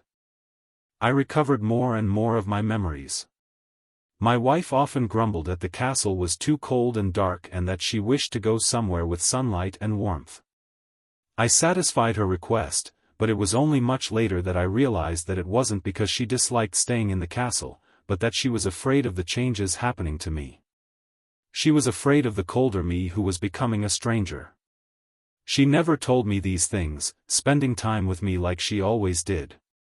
We spent a beautiful time by the seaside in the south, and we even thought of having a second child, but unfortunately, we didn't succeed. It was only when I sensed that my next death was approaching did I return to the fief, to my castle. My son, that boy told me that he wished to head to Backlund to become an attendant to viscounts or earls and begin his journey as a knight. I asked him why he had made such a choice when he was only around 10. He told me that I was his idol and role model. He wished to become a noble by being a knight like me without the help of his parents. Back then, I had already recovered most of my memories. Faced with that child, I always felt a little awkward, unfamiliar, and uncomfortable. But when I heard his answer, I still felt an indescribable joy, satisfaction, and pride. He was my son, completely different from the children I had back when I was in the Balam Empire. Klein knew that Mr. Azek was talking about his identity as Baron Lamut. And the child who made him proud and satisfied had been poisoned to death in his middle age or advanced years. He was nailed in a coffin and even had his skull taken away by Intzangwil. Azek's gaze went adrift for a moment. I died once again and woke up in a groggy manner. I instinctively left my fief and followed my prior arrangements to wander elsewhere. Every incarnation, I had a different life in the beginning. At times, I met with the sweetest love, at other times I received the most adorable daughter. The love, helplessness, and satisfaction left me taken aback, puzzled, and stumped again and again as I gradually recovered my memories. There was once a time where I was a filial son. I gave my parents pride, a beautiful life, adorable grandsons and granddaughters. But when I awoke and found myself, I recalled that in my previous incarnation, I had coldly watched their real son die in the battlefield and had seized his identity. On the one hand, I felt pain and guilt, and on the other hand, I felt it was nothing, something trivial. My inner heart seemed to dissociate into two. Back then, I had a mask that allowed me to change into anyone, but I lost it after awakening. This might have been something I deliberately lost. Klein recalled Mr. Azek's mention of a daughter who liked getting sweets from him. After some deliberation, he asked, I believe that it isn't a dissociation, but that you are fighting against madness. After losing your past memories, you, who restart your life, are always kind and warm, with rich emotions. At your present state, you probably recognize it even clearer. This might very well be the true you, your essence. And as a death consul, you suffer the effects of the Beyonder characteristics' latent inclination towards losing control. You suffer the influence brought about by a high-level death pathway Beyonder. I heard that he had already gone mad after the War of the Four Emperors. Klein's words weren't without much evidence, because he only knew a few of Azek's incarnations: Baron Lamud, the father who made a swing for his daughter, the filial child, and the warm and friendly history teacher. His goal was to provide a guess, a possibility to help Mr. Azek resist the death console personality that came with his memories. It allowed him to introspect his past incarnations and use this to achieve a particular compromise with himself that wouldn't be too cold. And as he spoke, he suddenly had a new idea. Without waiting for Azek to finish digesting what he had said, he hurriedly asked, "Mr. Azek, do you know about an anchor?" To secure themselves, the deities and angels use anchors to prevent the Beyonder characteristics' inclination towards losing control and stop madness from corrupting them. Yes. Azek retracted his gaze and nodded. Klein wasn't too sure, but he used a rather firm tone and said, "Perhaps, your repeated memory loss to restart and live a new life is the anchor you use to resist madness and the loss of control. Do not abandon them. Do not forget them. That is you."